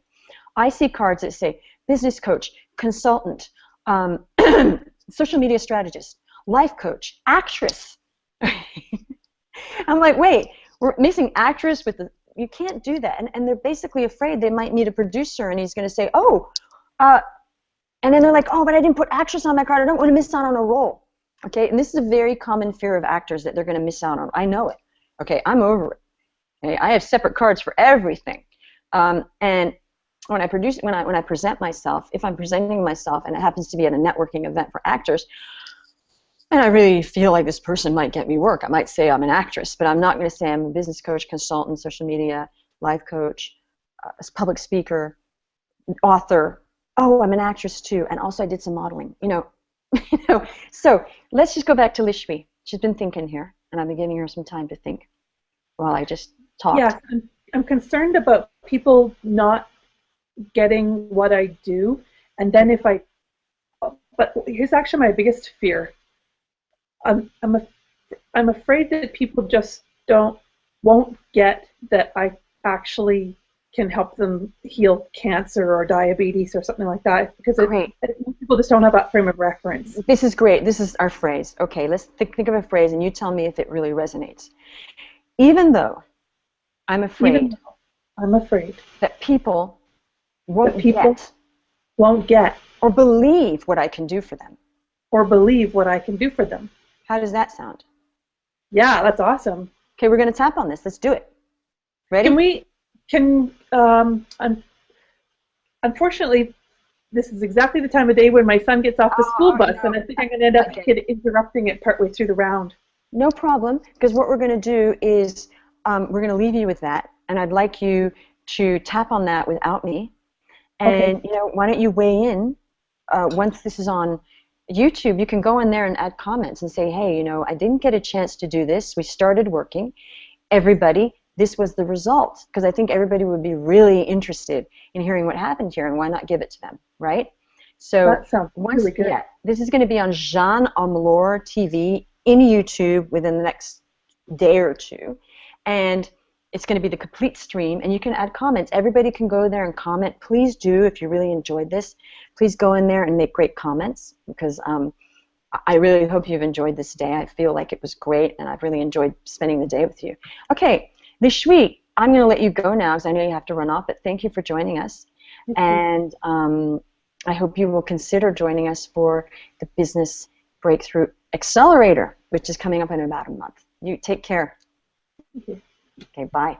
Okay, so now I'm going to just mute Lishwi so that she's not sort of stuck with us hearing what's going on in her life at her home. Okay, I think I muted. Yep, I did. Okay, now we are going to just look at the Q&A. I did have a comment, and I'm going to go back to that in the chat. Okay, John Paval says, for me, the money story is enriching. I will go out this evening to a cafe afterwards and journal on all those questions. Good on you, John, as we say in Australia, where I grew up. Then really start using the power of my artistic imagination to start creating and performing a new story. This fits in perfectly with my New Year's resolution to pursue love and prosperity with relentless enthusiasm. Awesome. Okay, now I want to say I started the thing talking about showing up for your life, and this comment is very linked to that, is relentless, and I call that being consistent and persistent, because it sounds sort of better than relentless. Relentless can mean, not for you, John, but I'm saying some people have some sort of connotation with relentless.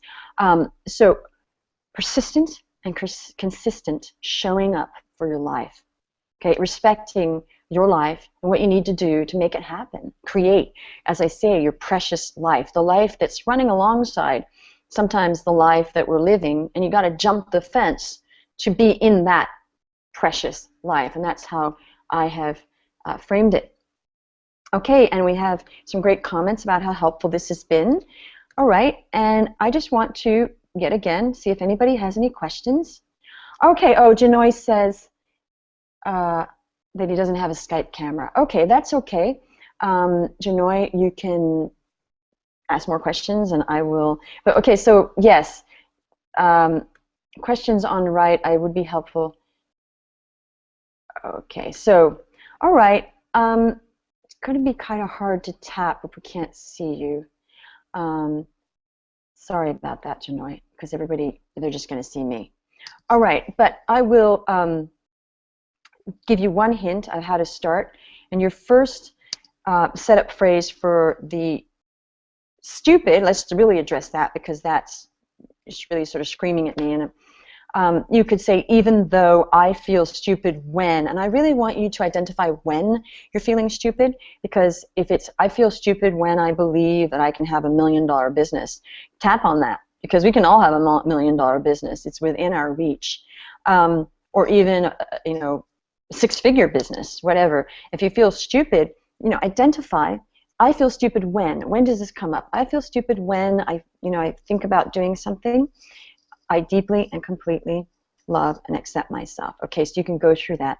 Now, I'm just going to go back to, for people that have not been here the whole time, I am going to go back through, I did mention this a minute ago, my Business Breakthrough Accelerator group coaching.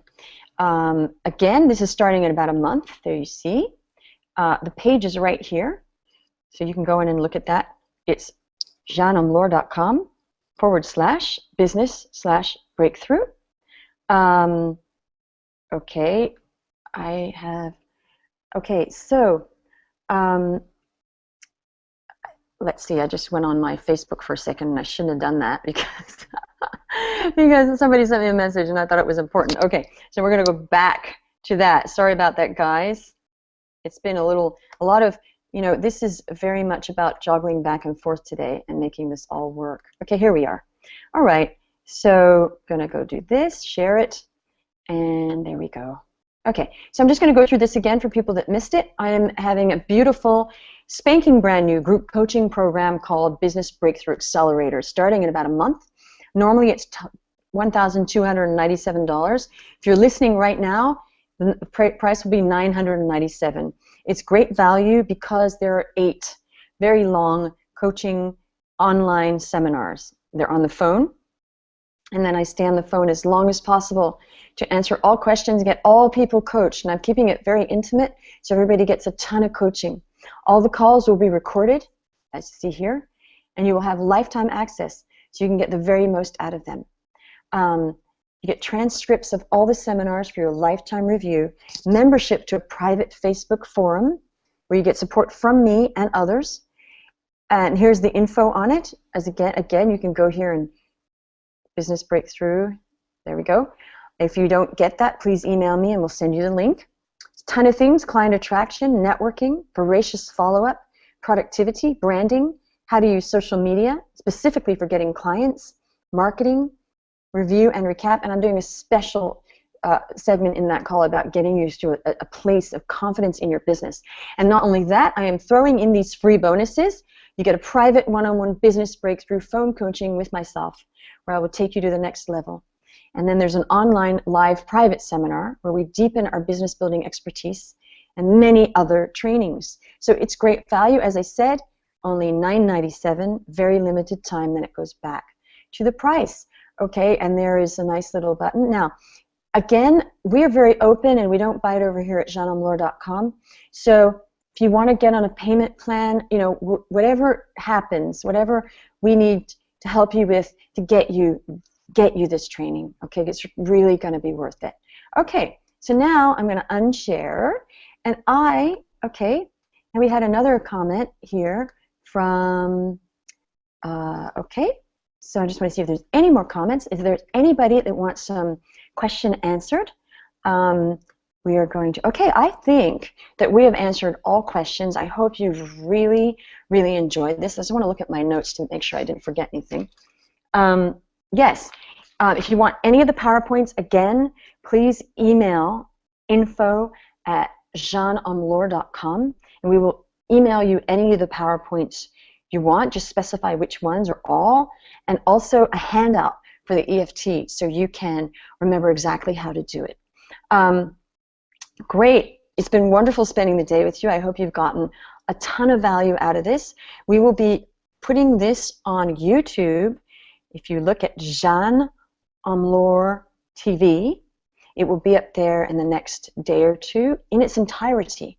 So you know, feel free to comment on there. I will answer comments and to, you know, tell people the value you got out of it, and also share. You know, if you got really great value out of this free, awesome seminar, and I hope you did find it awesome, why not share it and give a gift to somebody else? It doesn't cost them anything, and it could really, even one thing that I talk about could really help somebody in their business and life.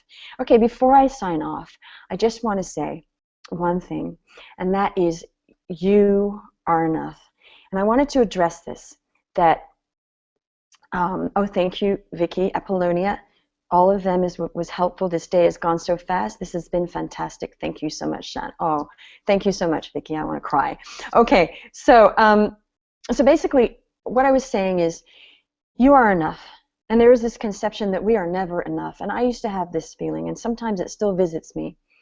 And, you know, I EFT it away, and I do whatever it takes to get to a place of true confidence. And I don't mean false confidence. I mean real felt confidence. And there is a difference between false confidence and real felt confidence. And I just want to share with you that you are enough. It's all within you. You don't need to change who you are. You don't need to change your name. You just need to find within yourself. And you got to get help too. You just need answers, and it will all happen for you. It is not about being more than you are or being somebody different than you are. It is about understanding it is all within you, and you are enough. And I want to leave you with that. God bless you all. I wish you all the highest success in your business. If you have any questions, you want to contact me, again, info@JeanneOmlor.com. I'd be glad to talk with you. And also, if you want to experience my one-on-one coaching, email me and I will extend to you a complimentary session where we get really clear, really quick on what's not working for you, what is standing in your way, and how I could help you explode your sales and profits. God bless you, and I hope to see you in my Business Breakthrough Accelerator. Take care.